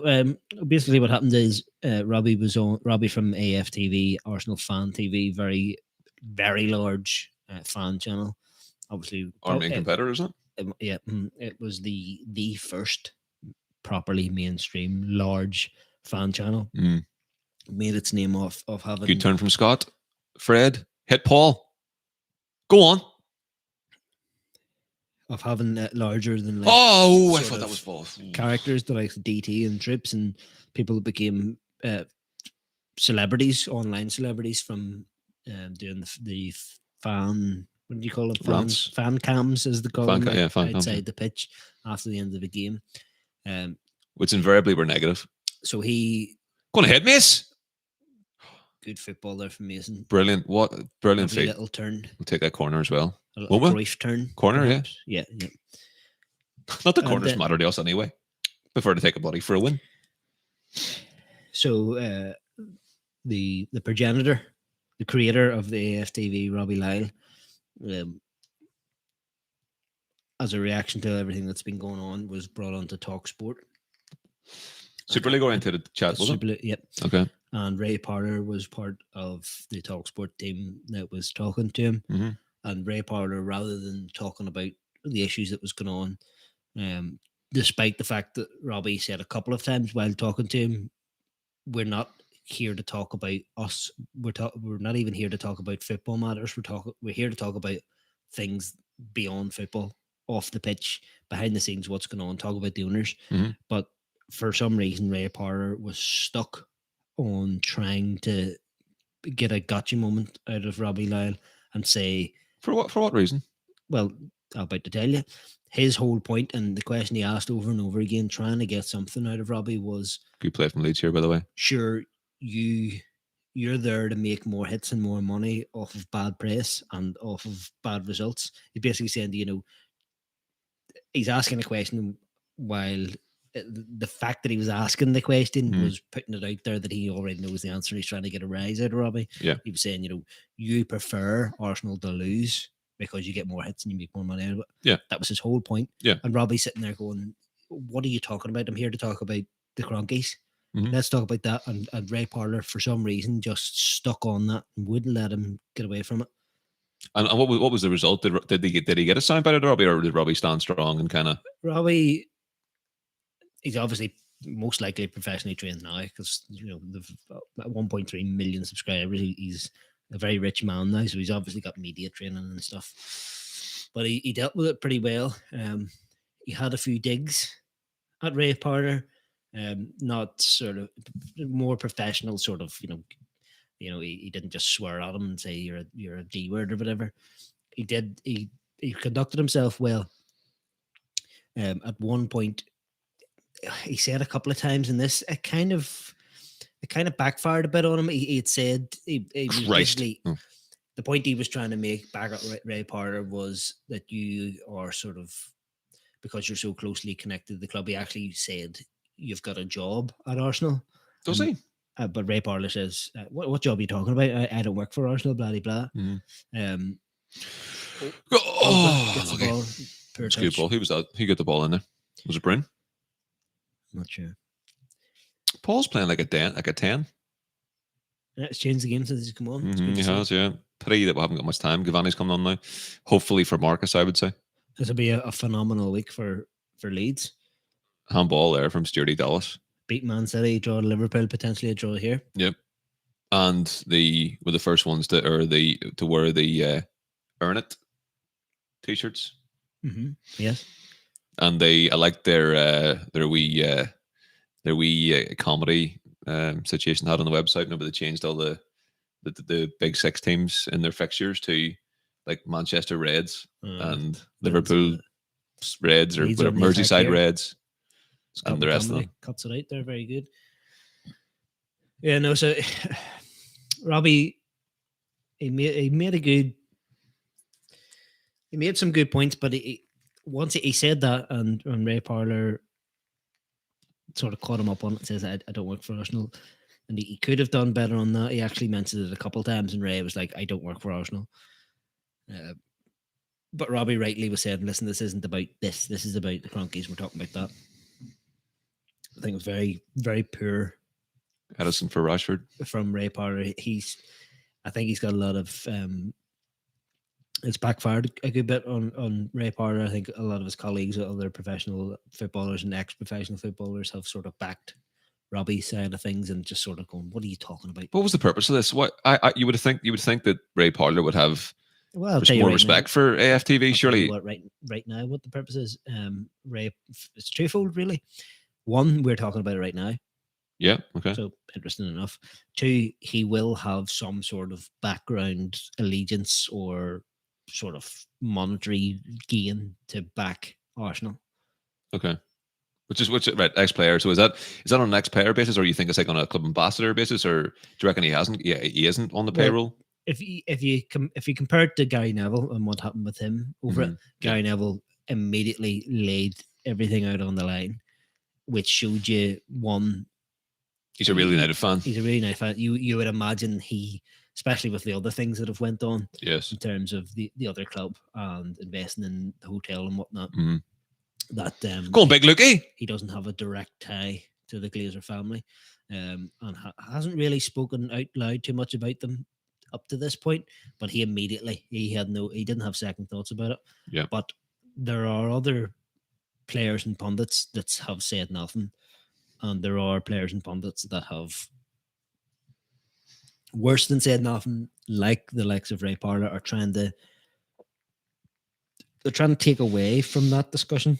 But I don't think trying to get a soundbite out of Robbie Lyle is going to help Arsenal. It's like irrelevant in isolation. That's completely just strange. What he's doing there is he's diverting the conversation away from get the cronkies out.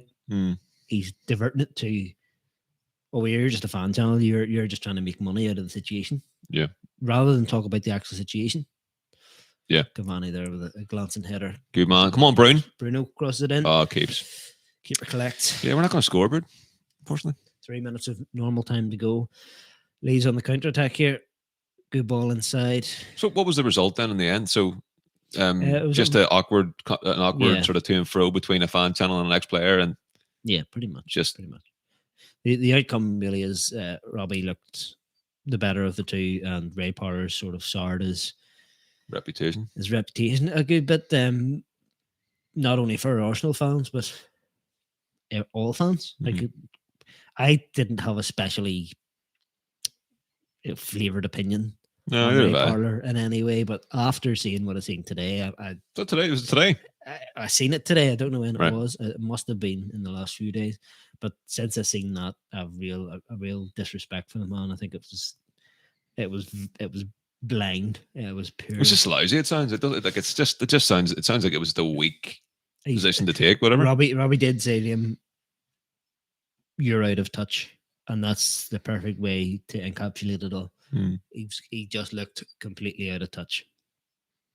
Rich also says, Ray has been on AFTV 3 times. I just think mainstream media are threatened by fan channels because fans produce real perspective. Keep up your hard work. Thank you very much, Rich. Cheers, Rich. Great point.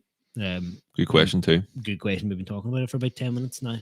I think that's 100% what's going on. We discussed this in the video we did about the ESL, about the true power that the fans and the fan channels actually do have. The numbers that they produce are not to be ignored. Yeah, for sure. As time goes on, even more so. But at the beginning, fan channels were sort of laughed at. There were, no respect given to them. I think possibly Cavani lays it back to Mason. Blocked. We're not going to score. Possibly the most famous / infamous, well-known fan channel, what would you say, character, the figurehead for all of it isn't even Robbie Lyle. You would probably say it would have to be Mark Goldbridge, who's probably the most famous. I think Andy Tate's written famous, isn't he? No, I think he's went viral more times. He went viral for not more times. He went viral for the fool. What was it? You're a fool. Who was that again? It wasn't against the Woodward. No, it wasn't. It was David Moyes. He went very viral at the beginning of the whole fan channel stuff as it was going on. Goldbridge had a terrible time at the beach by getting harassed by fruit sellers, but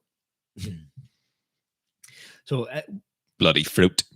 Mark Goldbridge, he I think, and I haven't checked this up, but I seen somebody talking about it. Somebody asked him a question on one of the live streams, why aren't you verified? And I think that was, I'm not sure whether it was on Twitter or YouTube, but this is a person with 1.1 million subscribers on one channel, and then he has another channel that's got like 500,000 and all that. Oh, this is football or something? Or Yeah, that's football, and he's not verified as like a verified person on the platform. Mm. I wonder where that comes from. That's crazy for somebody that big to not be a verified member of the community. Is that Who started the stand? Was it Mark? Yeah, he started just like us, with 5 or 10 people once a week on a Sunday, just having a chat like this, and now it's hello and welcome to the United Stand. Hello and welcome to the United Stand. So yeah, we're 1 minute into extra time at the end of the game here. 3 minutes. We possibly couldn't have got a worse game to do this. Yeah, it's a real shame because obviously the last game was 7-2 at Old Trafford, and it was exhilarating. 6. Was it 6? 60. 60. And Jesus, like we haven't had any clear-cut chances, literally. Do you think, honestly, there's any sort of hangover might be the right word for what's going on with the players? Do you think they've had any physical effect of what the last 4 or 5 days have given us? Or do you think that's just a bit? I don't know. I think Chelsea had a hangover from it because it was actually happening when it was happening. They played Brighton, was it? And that's something that hasn't really been talked about. The direct effect of that news. Yeah. In terms of the way that the teams are playing as a direct result of these things being leaked. That has obviously had a tangible effect on the games that have been played since then. So how do you quantify that? How do you can't. It's completely unfair on the smaller teams, with all respect, on how they've had to play the games against the bigger. And to be fair, or is it putting the bigger teams at risk because they're more of a target now than they ever were before? They have, yes, but the thing is, the smaller teams, they have had no part in it whatsoever. They're just reacting, whether it's positive or negative. They've had something put on them by the other teams in the same league, and that's not fair. Whether it has ended up a net positive or a net negative, it hasn't been their doing, and they have been directly affected by it. So go on. Is there going to be anything done for it? Probably no, not, because there's no, as I said, no tangible. There's no real effect. You can't prove it. Go on, Donny. That's just poor. To be fair to Leeds, they've defended very well today, and they've kept the press massive. Aaron making the point there, which is very true. Maybe the fans blocking players from training on Thursday had an effect.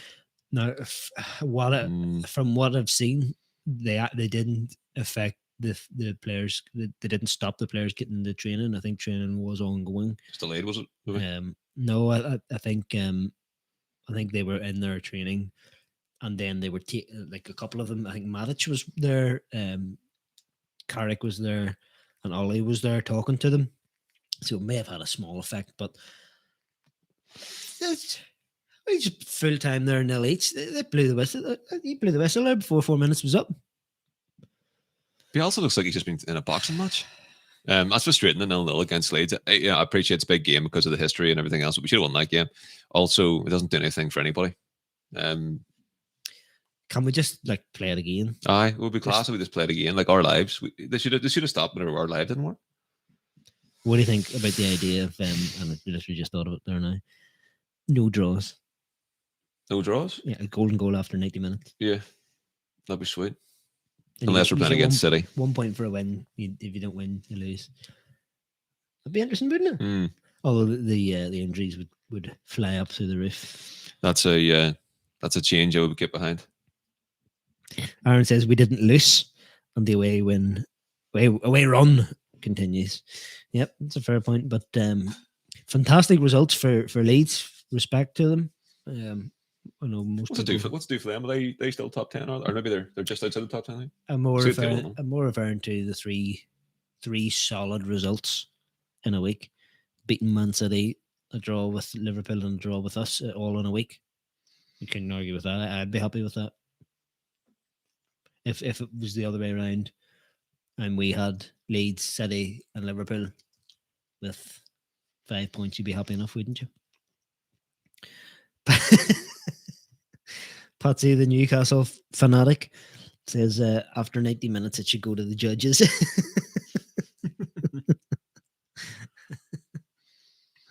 Very good. Very good.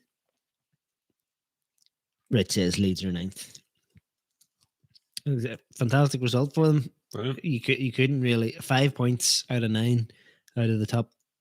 Well, I was going to say top 3, but Liverpool, what are they, like 7th, 6th or 7th at the minute? We know where they were. Aaron says in Japan in the 90s, I think it was, games couldn't finish in a draw if no one was winning after 90 minutes. They played on until a winner was scored. Goal winner. The referee, they should like take the referee off, and it's just goal to winner now.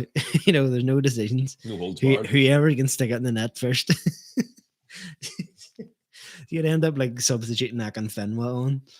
There's a table there. It's interesting that Wolves are 12th now. They were scalped today by Burnley. But like Wolves should be in the top half of the table. Fair play to Arsenal there. They've really, a minnow such as that in the top half of the table there. They're doing well. Fair play to them. Rich says, I think you have one eye on the Europa League game. For Thursday? Oh, and he's talking about the performance tonight. Yeah. Yes and no. I just think it was drab and dire. But dead attacker. When was the last real interesting game we played?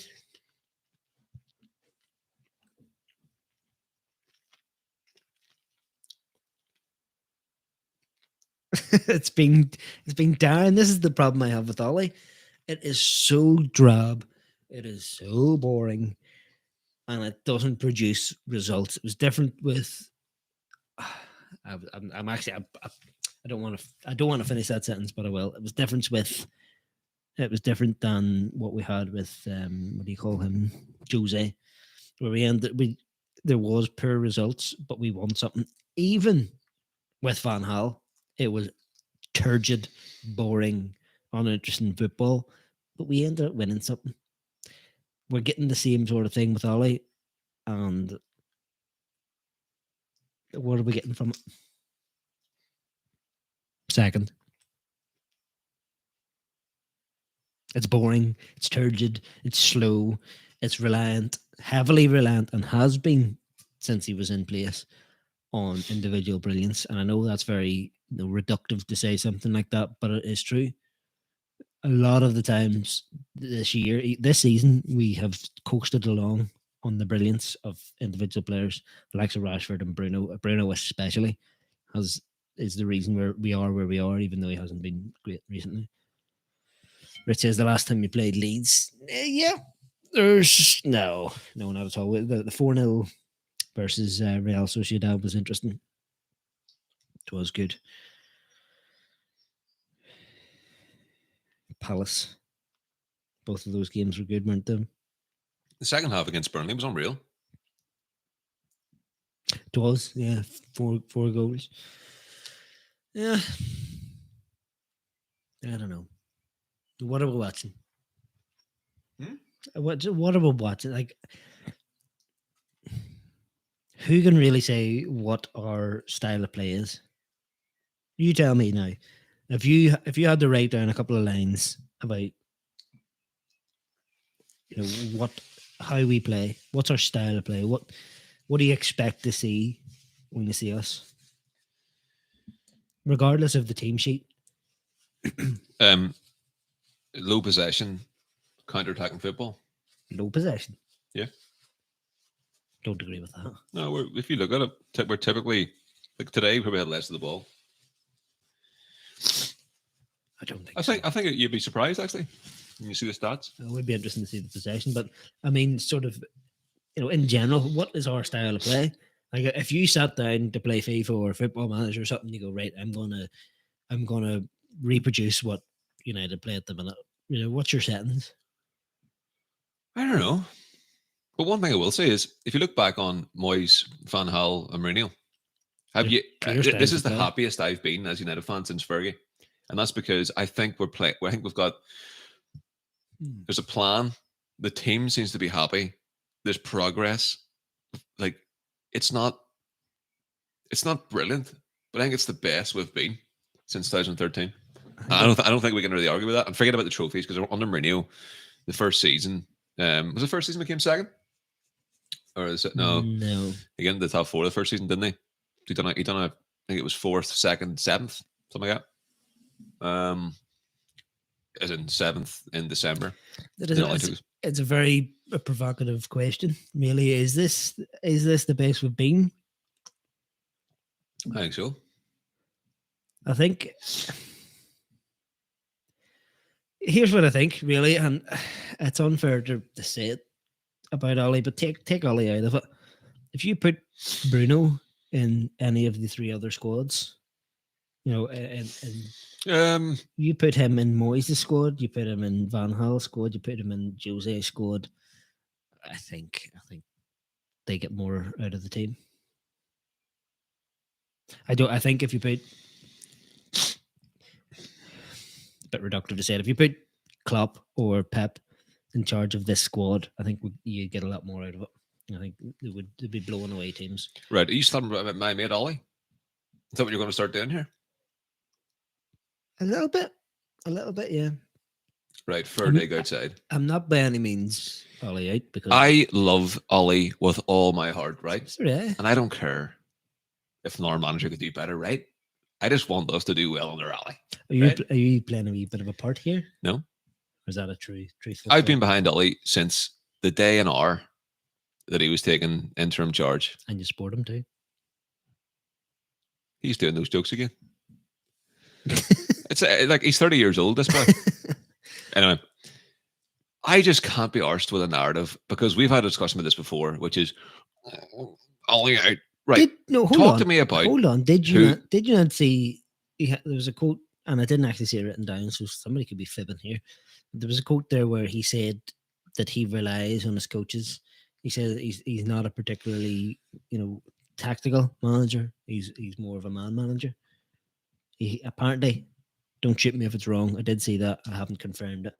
If that is the case, I think he's pinning that. He's pinning all of what his process is. It's fair enough to be a man manager. There's nothing wrong with being particularly good at being a man manager and not being a particularly good tactical manager. But if you're pinning your flag to that mast, where I am a man manager and I'm good at it, that's what I do, you've seen the results. If he's saying that, then I think he's possibly the worst manager in the league, if he's going to be based on that. Man management wise, he doesn't have any substance abuse problems at the minute. He's just talking nonsense. Man management wise, yeah, kind of like making subs. Making subs isn't man management as such. It's game and tactics. More like tactical. I know what you're saying. Worst manager in the league, he says. Listen to this boy. No, if you're saying right, if you're going to come out and say, I rely on my coaches for tactical stuff, I'm a man manager, I'm the guy that gets them out there and gets them hyped up. Look at the substitutions, for one. And I know that's more of a physical thing. However, as a man manager, do you ever see him on the edge of the pitch shouting and screaming? I can name you one time. Jesse Lingard, do that again if you buck exactly. And the very reason us both thought about that, and the very reason that we can both immediately think of that is because it happens so infrequently. Yeah. But then he's not a good man. See the point of tell me, give me an example of a genius moment of man management that's happened under his control. I'll come back to you on that one, Brood. Thank you very much. And very soon. There's our captain up there. Our official captain. But our unofficial captain. Rich, thank you very much for joining us. Yes, Rich. It says right off to finish planning lessons before 5 things deep. The show that the big man here produces. Come on and see it. I don't know if I'm allowed to put a link on here, but just have a search for it. 5 Things Deep, KG the comedian. Troll in the comments section, yes. I'll show you after. I was on one of his shows last night doing a good bit of trolling there. Very funny stuff. Please show. Oh, KG has he's got a boxing thing, but anyway. Oh, right, okay. He says thanks for the watch along and then miss, whatever that means. Never really understood that because I'm too old. But thanks, Rich. Yes, Rich, good man. Thanks for coming in. So yeah, Ollie. Ollie's the best manager in the world ever.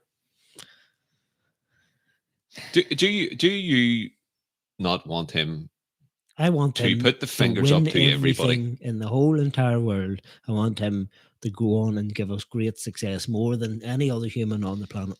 Yes, I love the guy. But I love Man United more.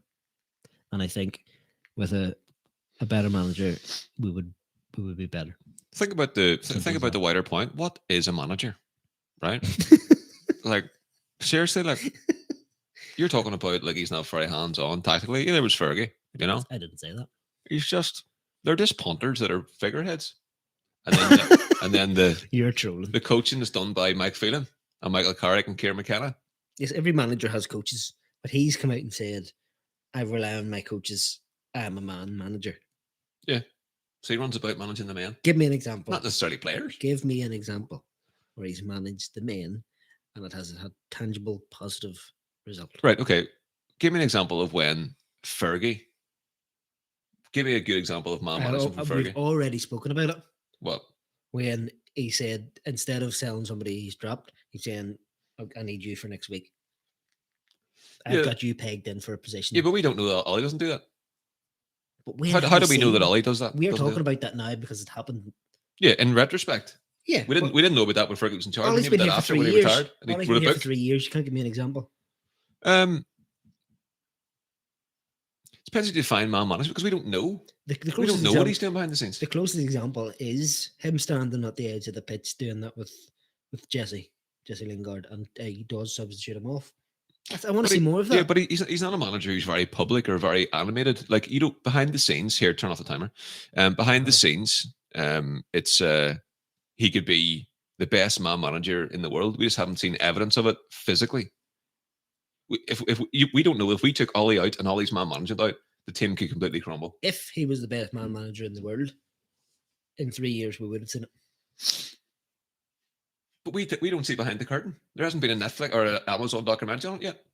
So I think that's a good point. So how do you know any? We don't know what. How do you know does. any manager's a good man manager? I don't know. How do you know? Well, surely we should have scored there as well. Dan James messed that up. Surely we know that there's good man managers out there. There's no evidence to suggest that Ollie is one of them. Tell me this, right? Forget about names. Take all the names out of it. Right, you get just a blank figure, right? And you put him as the Man United managers. What if you're, again, back to the FIFA thing or the football manager, right? When you're starting up, you get like little points to put into, like, look at football manager. You get a certain amount of points to put into each thing. You don't get enough, so you have to pick your sort of style, right? So you have like, tactical knowledge, man management style, physiotherapy knowledge, all these sort of things, right? Like knowing what the players want to eat and all. Every aspect of it, right? Knowing their birds' names. Remembering their birthdays. Remember, you didn't get a fucking cake. If you're going to put all your points into man management, what do you expect your manager to be able to do? What's his speciality? What do you expect to see? You would expect to see the players feeling like they're 10 feet tall. You would expect players to improve. Do we see that? We don't know. You do know because we are not in the head of Scott McTominay, for example. We don't know. No. Always could be making him feel. You've just said you expect to see it. You expect to see it. I don't expect to see anything directly because you don't know. Well, let me tell you what I expect to see. Somebody shouting on the sideline, going, "Lads, lads." Well, it's probably better I tell you what I don't expect to see. Nothing. Sitting exactly as you are right now, halfway up the stands, watching an iPad, legs crossed. But all his work has been done in the week. He is now. That's ridiculous to suggest that. No, is it the man management and all of that stuff's done in the week? The in-game management is a totally different situation, totally different circumstances. Yeah, well, it's not totally different. It's not totally different because if he's a good man manager and he has the tactical nous to go in and change the game on the fly, and he has a great man management style where his players will listen to him, he should be able to go out, get down onto the sidelines and give some guidance, some literal guidance, like he did with Jesse. Why did that only happen once? Did he lose his rag and what was so special about that occasion where it's never happened since or after? But then we don't know that they come in half time and he gives him a serious bollocking. But he's just calm, cool, and collective in the public eye. Okay, let's say he does do that. What about the 90 minutes where they're on the pitch, where it's a tangible, immediate effect? We spoke about it earlier with Jose, the way he used to be. He used to be able to make a sub, get out there and shout at a player, change the game. Just literally, he could shout out and make one change, and the game completely changes. Like if they went 1-0 up, he was out on and going, right, boom, you back there, park the bus. We don't see that from Ollie. We don't see any tangible man management, in-game management. The substitutions are terrible to the point Are where they terrible or are they are late? terrible to the point where whenever we see a good one, we all make a point to go, Flippy did well there. Like the Burnley game. Yeah. The very last one I did when Cavani come on, I literally made a point going, Ollie, thanks very bloody much. You did that. Fantastic. Get it changed. We didn't see any changes today, really. But what about the point that we've went behind so often and we've gained, 29 points from losing positions? That all based on reaction. That all depends on your perspective, because you could sit there and go, why are we constantly going behind? Surely that should be your first thought, rather than why are we so good at coming back? But I suppose nobody wants to be good. But they're showing resilience, aren't they? If you've got points to put in, again, Football Manager, if you've got points to put in, like what is going to happen during a game, you're never going to put any points in how good we're going to be able to come back. You got to get yourself ahead. Yeah, but but you want to have that bounce back ability as well in case you do concede. Sometimes you just cannot stop conceding the goal. Aaron says, does Paul Pogba not show how good Ollie's man management is? Yeah, that's a good point. Paul Pogba is on top of the world at the moment, and he's playing very well. I think. Luke Shaw. I think you what about Luke Shaw? I think you could slabber at him, kick him on the arse as he's running onto the pitch. What about Bruno? He's a useless suck of a human being, and he would still go out there and be the best player on the pitch. That's, but what about that's Bruno? Talent. What about who else has really flourished under Ollie? It goes back to our playing style. Bruno doesn't do things because of the system. Bruno does things. In fact, the worst parts about Bruno's performances is systematic. It's the things that Bruno does best is things that you don't expect. Brilliance, a great ball here, a great touch there, a great leave of the ball, as we've seen last week. That's got nothing to do with Ollie. That's individual brilliance. The same with Rashford. Rashford's best moments is when he does something instinctually. You see when he gets the ball. Instinctually? Yes. Instinctively? No. Whatever. Instinctually? Well, yeah. Just because I'm making a good point and a wee rating of the tongue. Shout out to Davy Clark. Still a good point. I don't know. We get better results instinctually from a better manager. Perhaps. Definitely. Perhaps. Well, by the actual. Perhaps. By the actual meanings of the words I just said, definitely you do. Perhaps. A better manager gives better results.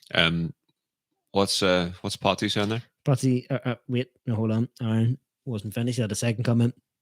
Ollie's man management for me isn't in question. His tactical nous is what's in question for me. I think it's both. I think he's a goddamn legend, right? And he's Tell me this. Trouble. Tell me this. Take away his playing career. What are you saying now about him as a manager? Jimmy Floyd Hasselbaink? Wally? Yes, what am I saying? What, sorry? Take away his playing career. Mm-hmm. What are you saying about him? He's a nice guy. He loves United. Definitely isn't what you're saying. He wouldn't be saying that. Has give us progress year on year. Hi. We're about to win a cup. Should win a cup. Should win a cup, perhaps. What about was it 4 now or is it still 3? My mind's going. Semis lost. My mind's going. I've been on for too long. No dick jokes, no. No. 3 semis he's lost. Yeah, FA Cup against Chelsea. Europa League against Sevilla. City. And City in the No, Leicester and no, that was Aren't quarterfinal. That was quarterfinal. Aren't just 5 semis? No, it's not 5. I think it's no, wasn't it's it not 4? 5. No, I think it's 3. You know what's bad when we're trying to figure out how many No, right. So semis go we through, bloody go, lost. go through them. So we were beaten by Sevilla last year in the Europa League semi-final. We were beaten by Chelsea last year in the FA Cup final or semi-final. We were beaten by City this year in the semi-final of the Carabao Cup. I'm not. Aaron's maybe thinking about something else about semis. 30 years old. Cock jokes. What do you call that Stop player, swearing. Mark? That was his name. Ruben Cock. It wasn't Robin Cock. Wasn't Robin Cock? Was it Robin? No. Is it Koch or Cock? Koch. No, it's Cock. It's that gun make, Heckler and Cock, isn't it? Don't know. I've never heard of Heckler and Cock. Not big in the guns. Go through these finals, semi-finals. I just named 3. I don't think there's any more. Anyway, Name the regardless, 5 semis, would you? whether it's 3 or 5, it's still But he still got us there, and what? didn't he? No, Bruno did. I don't know. I'm not. Get Ollie out of the club. I'm not. He's terrible. But you're the We man need to who get rid. completely and utterly backed Mourinho from start to finish.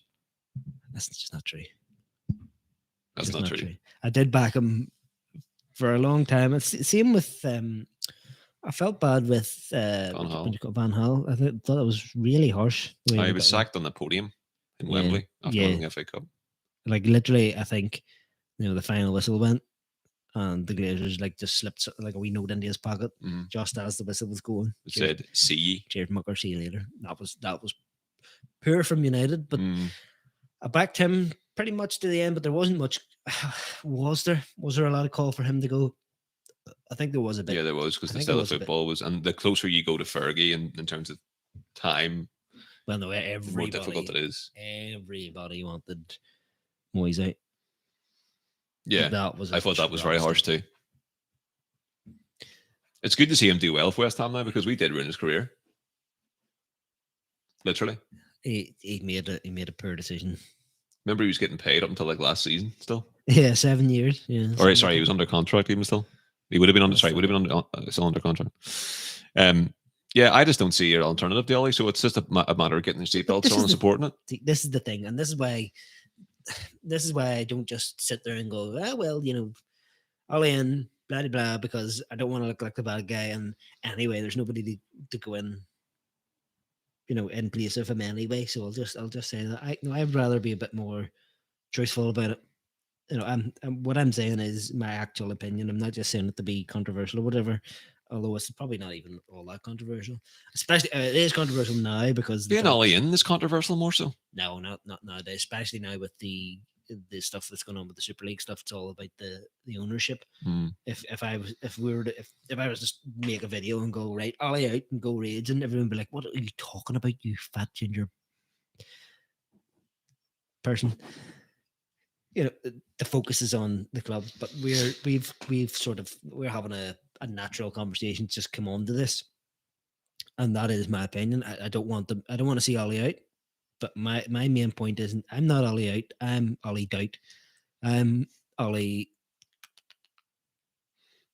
You can keep that one. We can do a bit better. I love the guy.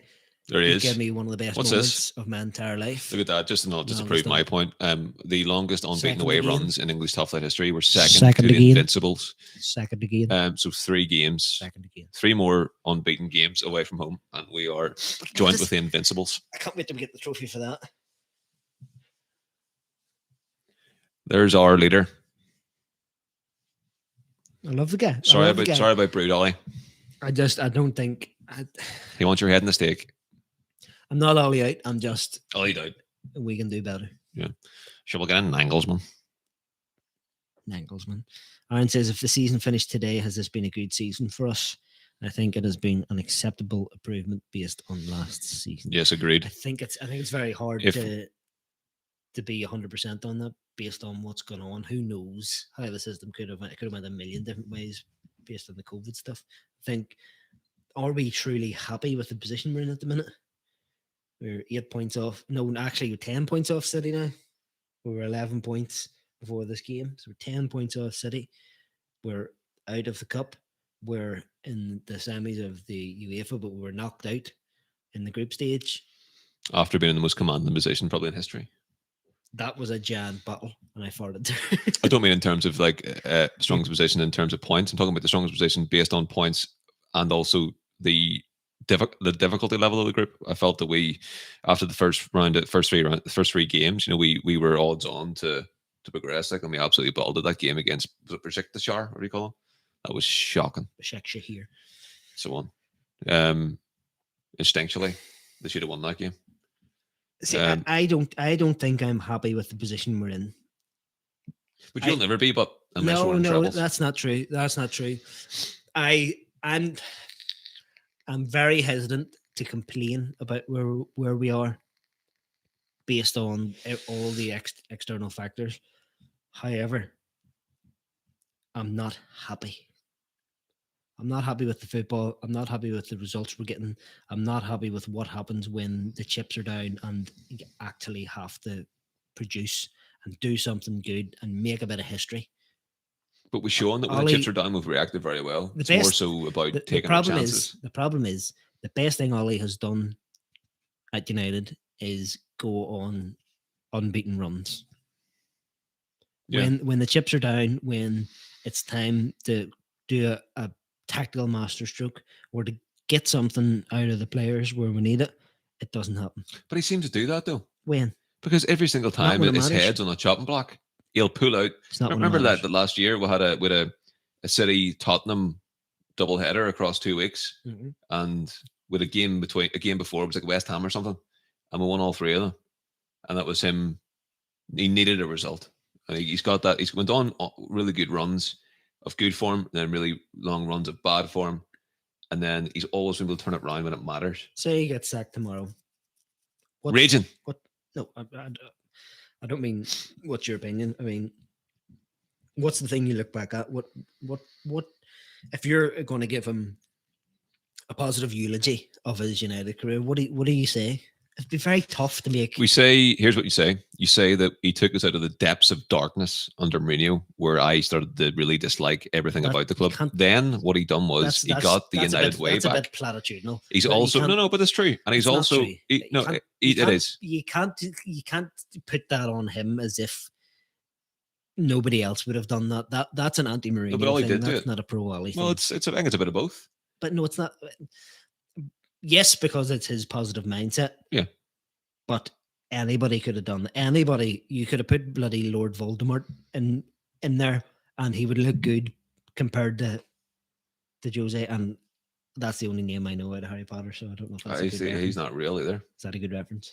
You're better saying like Darth Vader or something like Star Wars. Anyway. Yeah, so the point still stands. Then I think he has improved quite a few players. Who? Luke Shaw, Pogba, hasn't improved. Pogba, Lindelof, give that one. Marcus, Mason Greenwood. Who's responsible for Mason Greenwood's rise to stardom? It's hard to say because it's a good point that you make there about Mason Greenwood. But were we not talking through the first half of the season about Mason not getting enough opportunities this season? I think Ollie's managed them well because he was dealing with a lot of personal stuff, and I think Ollie made a conscious decision to take him away from the limelight a wee bit. And look, he's back, heads right, and he's in form again. That's the start of the season stuff you're talking about. He's only recently become, and is that enforced by the fact of what's happened with Martial? Because when Martial was fit, he was playing every game. You could argue that he made Martial up better too. Top goal scorer last season. Top goal scorer last season. Well, right back at you. What's happened this season? Oh, he's lost his mind this season. So you have to blame Molly for that then, by that logic? No, that's Ollie's fault. It's his own fault, mate. If it's a good season, it's Ollie's fault and you do well. He is 12. He is 12. And he looks like he's out of Twilight. Apparently he was a football player. That's Ryan Mason. I literally don't remember. I remember the name. I don't remember. I was listening to somebody today and they said Ryan Mason, fair play to him, the youngest manager in the league. And I went, hold on. He is younger than us. Is he manager? I thought he was playing. He's younger than us. He was on their squad. Yeah. He's literally younger than us. And he's running about managing Tottenham at a cup final. And we were sitting here eating wings. So the cookie crumbles in that bird. Anyway, to finish off the point, improved players. I think his business has been very good. I think he's got a lot of dead weight out of the club. I feel like he's got really good players in. He fixed our defence, like Donny, to a certain extent. Imagine mentioning Donny. That is mental. How has his business been good? Right. You say Bruno, brilliant. But we were scouting Bruno before Ollie got here. Perhaps. No, we were. Perhaps. Confirmed. But who put the string on him? Ollie. Ed Woodward. Ollie.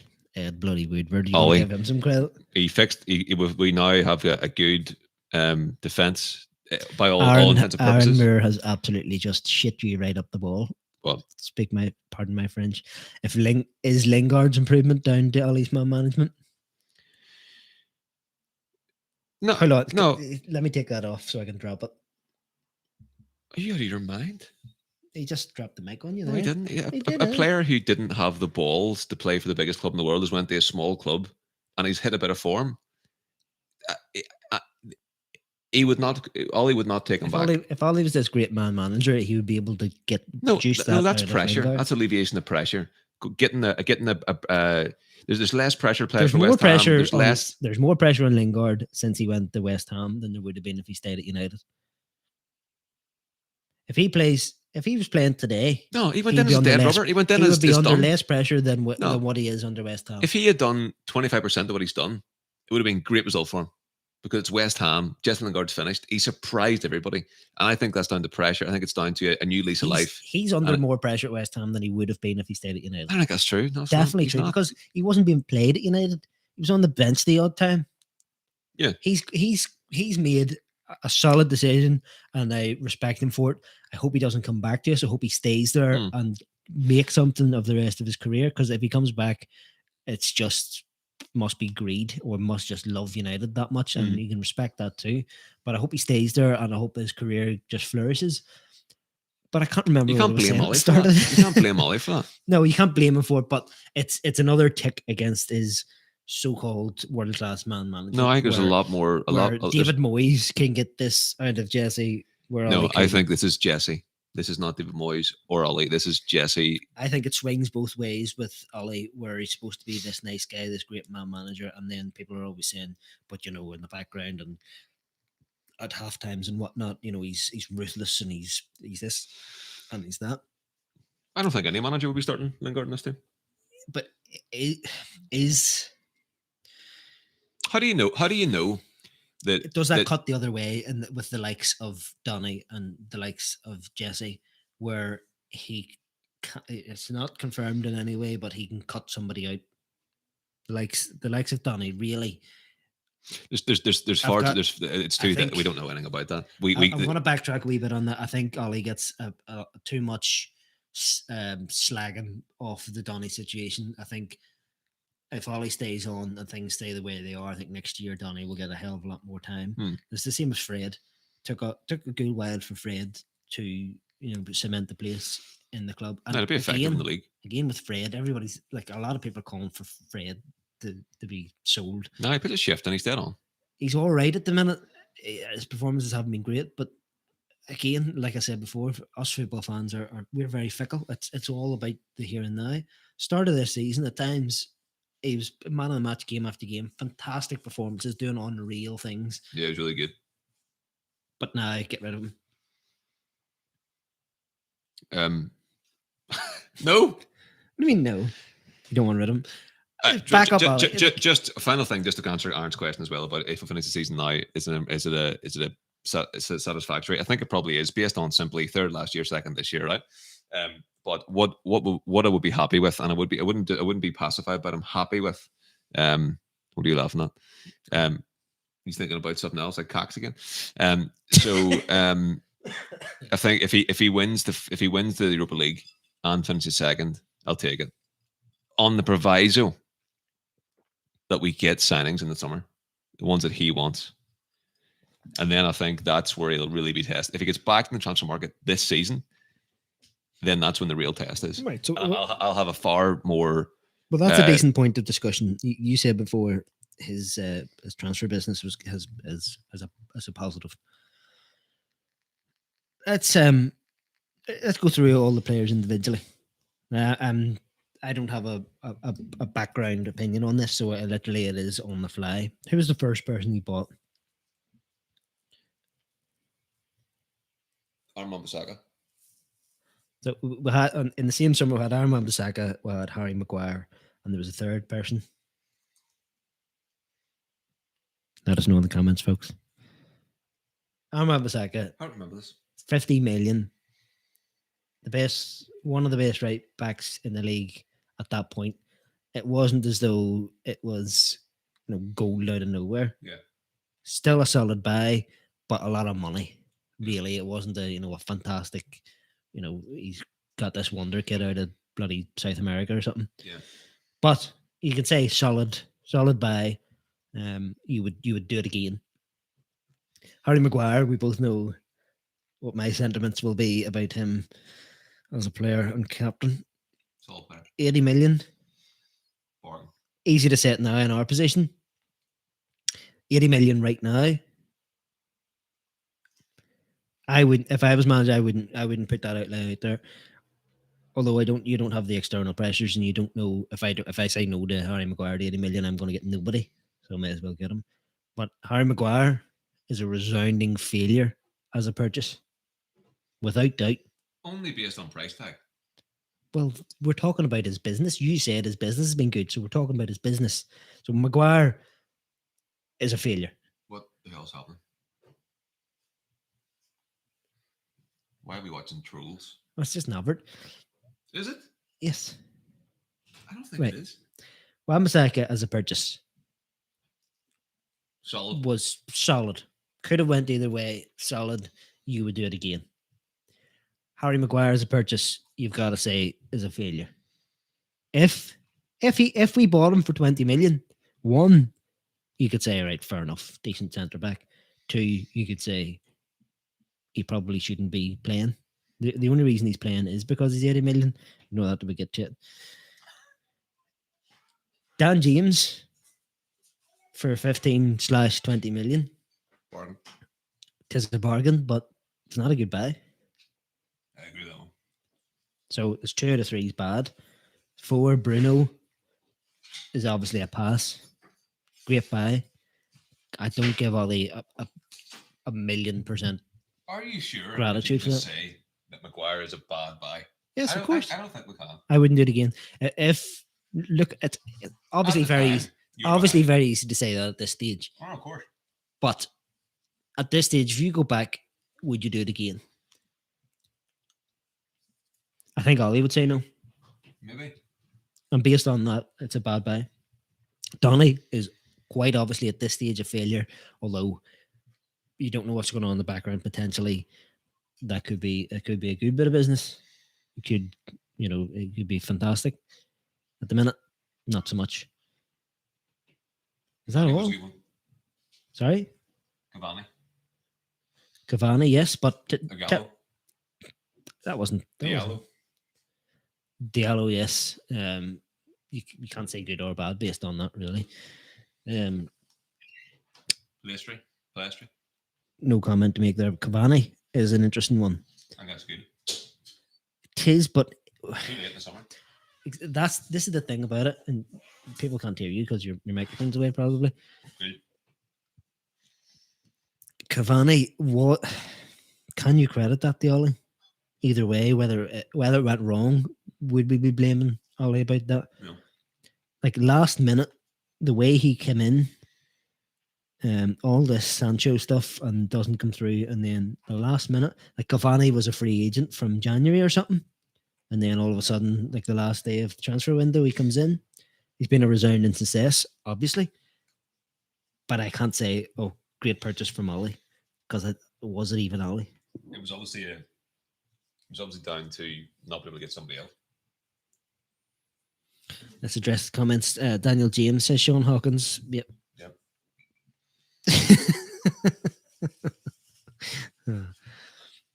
I'll let you address that one. Daniel James. Good man, Sean. Shout out to Sean Hawkins, by the way. Shout out, Sean. Big man. Fair play to you. Aaron Muir says Maguire failure, United and England captain. Aaron, how's it going? I'll just bring in some because you reason made behind this. because you I made agree with you. captain. I agree with you. I think he's being. Do you I think? Bradley's Do you been think he very just? quick Do you think he to- deserves right. to be United captain? Well, Bruno's not a captain. But he's not. But he is. Yeah, we all Which know proves he that is. point, right? So no, hold on. That is the point that Aaron's making there. His point is Maguire's United captain, so therefore can't be a failure. You're agreeing with Aaron, and also at the same time saying, actually, Bruno's our captain. No, but I think what Aaron's basically saying is he's basically saying that he thinks you're being too quick or being too harsh on Maguire, and I agree. I think you take Maguire to that team, would be very surprised. I'm not being too quick. I'm judging it right now. Right, we are physically watching Trolls. We're not. Is there any chance we could put on the League Cup final? Sitting here watching Trolls.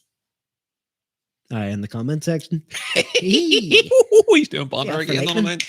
What's it on? No, it's on Sky Sports. No, I'm judging Harry Maguire right now. I'm not being too quick. Well, right now, he's just doing a warm down. I'm saying right now, was he a good purchase or not? Yes. No. Completely disagree. You'd have bought him, and you just spent 100 million on him based on his form from England, his form for Leicester. It was obvious. It was a really good signing. No, we get done money wise through the market. It was not Ollie's fault. I may have made the same decision as Ollie's done. You would have done. But I'm just this fat lad sitting in his living room eating wings and talking about football. I'm not Ole Gunnar Solskjaer. I don't have the world's greatest scouting network at my disposal. So I may have done the same. You would have. But we're judging Ollie's decision and how it has panned out. And it has not been a success. It sounds harsh to say it's been a failure, but think of it this way: has it been a success? You can't say yes, so therefore it must be a failure. Just because he's not a success yet. But we're judging it right now. We're judging his success, his business, as you say. It hasn't been. I think the biggest positive about Ollie's business is the fact that we went from a club that was buying duds to actually buying players and positions that we needed. The best thing, and I disagree with that. We needed the best thing players. Business-wise, Ollie's done is the players that he's got rid of. And I can't say anything bad about that. He's got rid of. Well, the writing was on the wall for that. Before he probably even drove through bloody Carrington, he got rid of Fellaini. Gone, out you go. Mm-hmm. Get rid of the guys that everybody wanted rid of. I wonder where Fellaini is. He says he went to Turkey or something, didn't he? Went China. To Galatasaray. China, did it? Yep. Aaron says Brad's too harsh on Harry at the minute. True, you aren't agree. It may. I don't think it's harsh. I just think.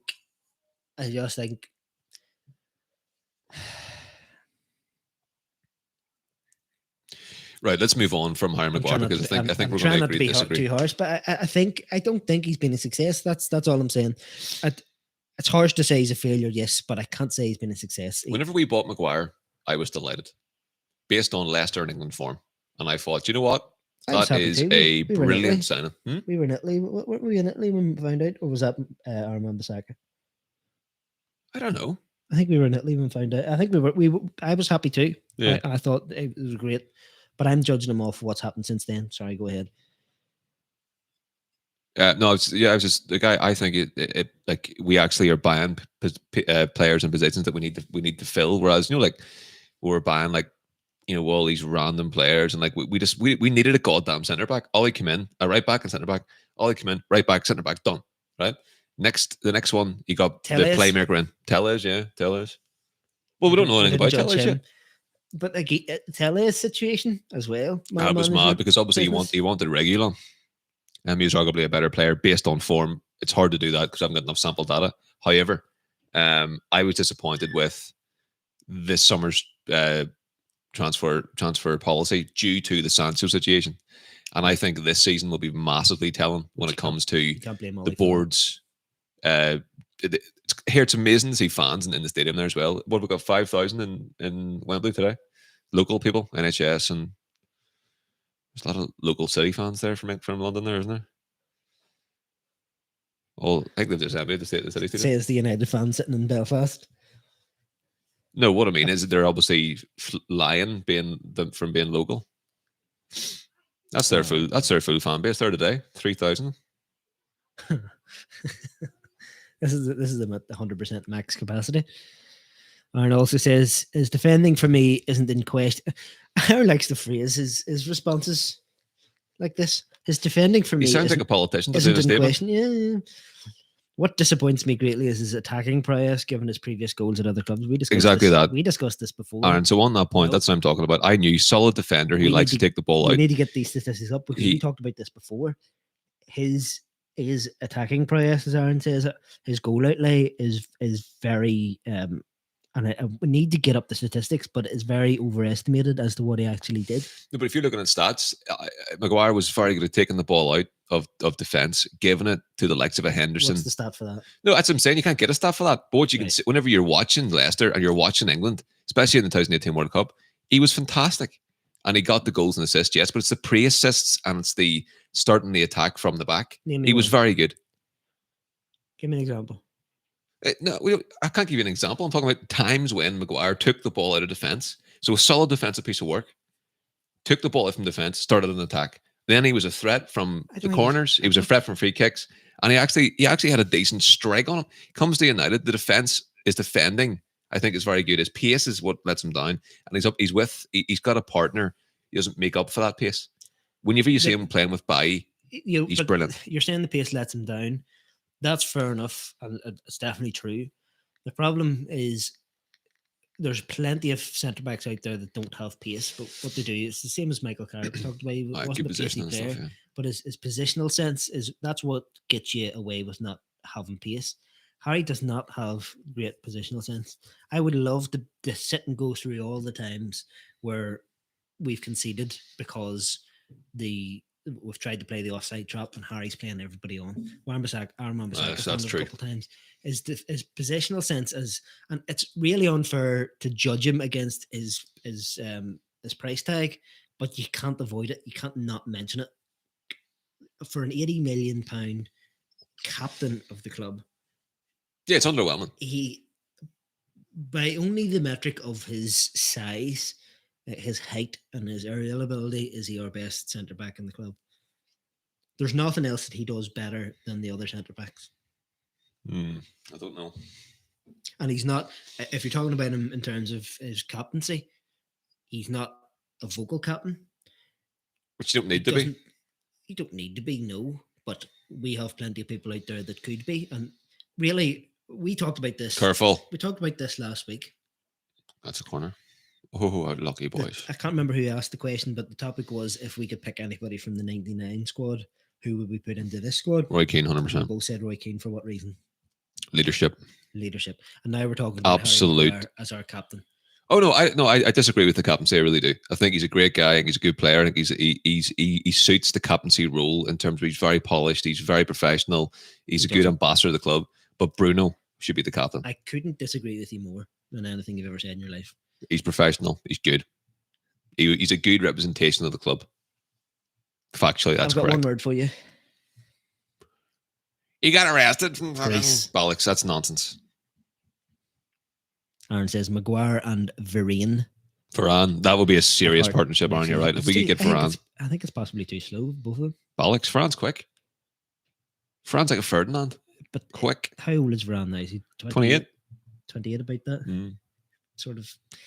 What's the price tag on him? See, to be honest, you could put Varane next to anybody, and we're sitting here going, yeah, like that. Like, yeah, of course.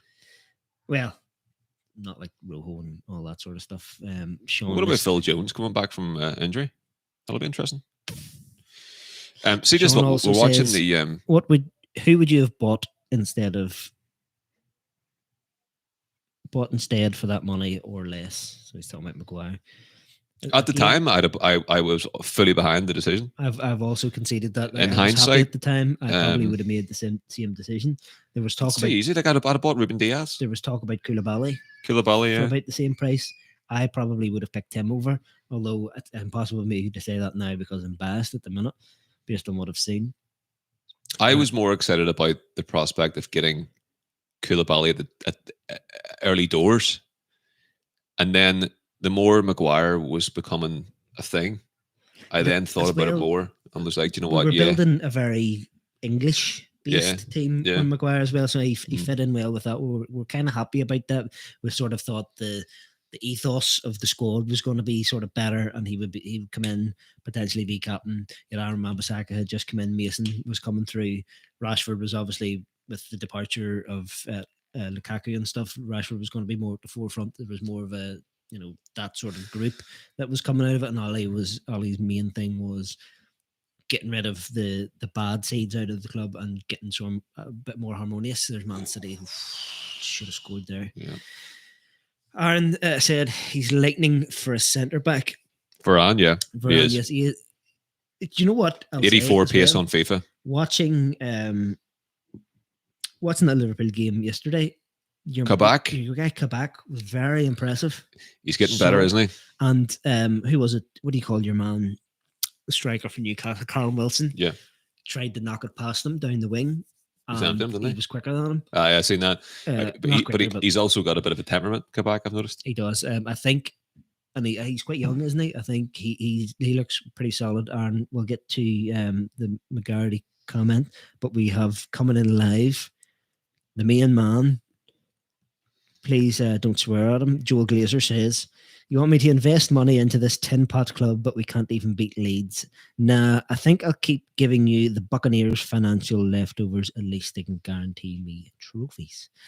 How's it going, Joel? I don't think Joel Glazer is overly concerned about trophies. So this may be an imposter. Not saying you are. Don't take offense. Is he verified? Not verified, no. Joel, if you wanted to have a chat with me, you've got my number. Possible it's not the real one. If you want to leave us a contact number, we'll get in touch with you. If you want to just pay us off for our opinions and we can say nice things about you, do you know that comment stinks of Andy White? Do you think so? Yeah. The phrase tin pot. If that is the case, if that is indeed the case, that will be a fantastic shout. We'll get the Aaron's comment, and then I think we should look at getting off here, because they'll wrap things up. It's literally like half an hour after the game's ended, and we're watching City play against Tottenham in the final. Utter giff. And we could probably do like an individual video at some point on discussing what we have discussed. But what we'll do is we will go up and we will address Aaron's Tim McGarry comment, which I did read and I found was funny, but I was waiting for you to stop talking before I spoke about it, and then I forgot about it. Can you do a Tim McGarry voice? No. I will try and do it in my own personal time. Who's to play? That wasn't too bad, actually. Bring away and put some more wings on, would you? That was more, what do you call him? No surrender. Oh, Ian? Big Paisley. Ian P? Who's to blame for the rumours that Donny, Tellez and Cavani want out after one season? What was that? What was the comment, just in plain English? Who's to blame for the rumours that Donny, Tellez and Cavani want out after one season? I've heard nothing about Tellez. We're assuming that Donny wants out, and we know through Cavani's father. I think that's more. I think Cavani's departure, sort of thought process around departure, is more to do with his personal life, where he can't fly his family over, and he's quite isolated in Manchester. And I think that's more of a person. I don't think that's to do with United. I think that's to do with genuine geographical situation, but also the restrictions because of COVID. I think obviously Donny, there's some sort of disconnect there, and I think that story is way more multifaceted than we know. Then Tellez having a clue. I haven't heard anything about Tellez. I want to leave it all. To answer it very simply and sort of proving that it's a true opinion of mine, I think the only answer to that is not Ollie. Yeah. I don't think you can blame Ollie I don't think so. For any of it. But based on the backdrop, and that's something that I will give credit to Ollie for, is the backdrop of what's going on. His job's a lot more difficult than what it could have been. But also at the same time, and it's impossible to say for sure, also at the same time, it could be a massive benefit to Ollie based on, what all the other clubs have had to deal with. Maybe United have benefited. Who knows? Nobody will ever know. Aaron also says, is what he's addressing Mr. Glazer, who I hope is still here and wants to lace my wee pocket there. What is that? What do you call it? Was that Asda? The wee yep. Ding ding. So Aaron says, addressing Joel Glazer, is that because the Buccaneers play in a league without relegation and promotions? Oh, Aaron's coming at you Super there. League Aaron, banter. better lock your door. Joel Glazer is about to get popped off here. Joel, I would be taking that. What do you see? Oh, Sky Sports News here in a minute. Joel Glazer resigns from Manchester United. Resigns as owner. Go on. Imagine if we City get their arseholes handed to them here. What's your opinion on what the Manchester and Liverpool mayors said recently? You'd have to fill me in. Can you feel me? They were basically saying what most of the fans are saying. The Manchester mayor, I think his name's Andy Burnham, could be right, could be wrong, something like that. He had said what his ideas at the minute. He obviously says what most people would think at this current juncture, that it would be pretty much impossible to immediately implement the 50+1 structure that the German clubs. However, I would love. It's a great idea. I wonder if anybody has done it, but I would love to see like video or an explanation as to how the Germans did manage to implement that. It's obviously been there from a period of time that was. Surely they have, at the time they implemented it, they would have had the same exact struggles to get through to push it through, because surely. Has it not been there since inception, though?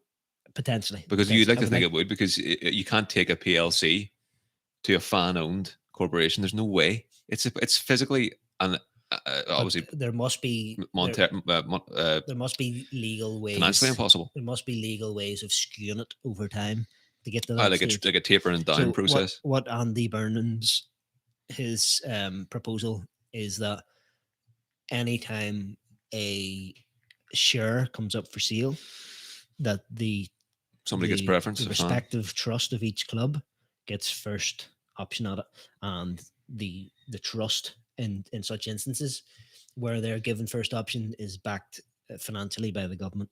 Some sort of subsidy or something. Mm-hmm. So he's basically what he said is. Then you got government controlled clubs. What he said is, are they giving you grants? What he's basically saying is you do that until 51% of the shares are there. But the problem with that, and it sounds like a good idea. The problem with it is, how long is that going to take for, like, when was the last time the Glazers sold any shares? I know that there was talk about it recently, but they wouldn't do that now, knowing that every time they sell a share, it's going to go to this contingent. It's definitely, or, this one contingent always gets the opportunity, backed by the government, that is completely the antithesis of what you want.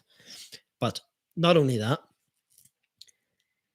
Man City, Chelsea, they have no need at any point to sell shares to raise funds. No. And if any other ownership comes in, the likes of the people that we're talking about buying Newcastle, they buy over the club. You have no way. Obviously, this, you would imagine, would be combined with stricter rules on people that do come in and buy it. But at this current point, you get somebody in with enough money. Like, they're estimating that United's worth 4 billion if you wanted to buy it. If somebody comes in that has 4 billion to buy United, they're not concerned about selling shares. No. So it's a good idea, but it's not perfect. But like we all imagine, it's going to be next to impossible unless there is something in law where they can enforce it. And it could be in the case where they have to rely on the financial basis of it, where, because it's such a large company that it has an effect on the country as a whole. There may be something in there, but the way it sounds like now, it doesn't really seem that way. Aaron says, if the government can vest my garden to put in a road against my will, why can't they tell the club owners that is what you're getting, and this is what we're doing? What does he mean, vest? Vest my garden. Is that a? We might be showing ourselves to be idiots here. Is that a like a legal term as to? Don't know. To get your land. I think do they not have to give you some sort of compensation for that? I'm sure they do, yeah. So maybe that is what happens. Like, they they have to buy. The government goes, right, this is the top share value that we're going to give you for each and every share. Here's 2 billion for 51% of the club. I was going to say take it or leave it there, but not even that. Just you've got to take it. Maybe that's the way it is. Because you can't say that they're going to go, right, boom. They take 51% of the club and don't give you anything back. They can't just go, right, we're taking that because we don't like the way you're running your business. Yeah, that would set a very dangerous precedent. Well, the government have to be careful in legislation because you need to be very careful about the protecting the open market and democracy. And Aaron says, must be the vest thing. Vest. Vespa. Talking about wee scooters, Aaron? Are they going to put a wee scooter in your garden? Right, people, we'll wrap things up here. We'll wrap it up. Go on ahead, Lucas Mora.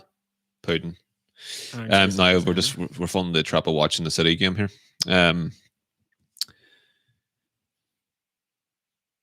We're getting some comments. Ask Emma. So he's talking about some sort of technical term. Right. That Emma must know about. Sean says, what needs to change for United to win the Champions League or pull off a treble? The manager. And with that, we'll go. Not the manager, Sean. We need to invest in the team. About £2 billion. Probably fair to say the manager. No, not the manager. He's going to win not the manager. Ollie is my best mate in this. Not just the manager. No. Do you know what? I take that back completely. 100%. Utterly take that back. The ownership.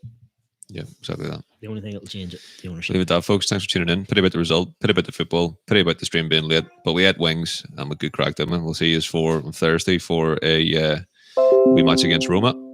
Good night. And I sincerely apologise for the noise that I made when I was eating and my orange face. And the cock Willie matter.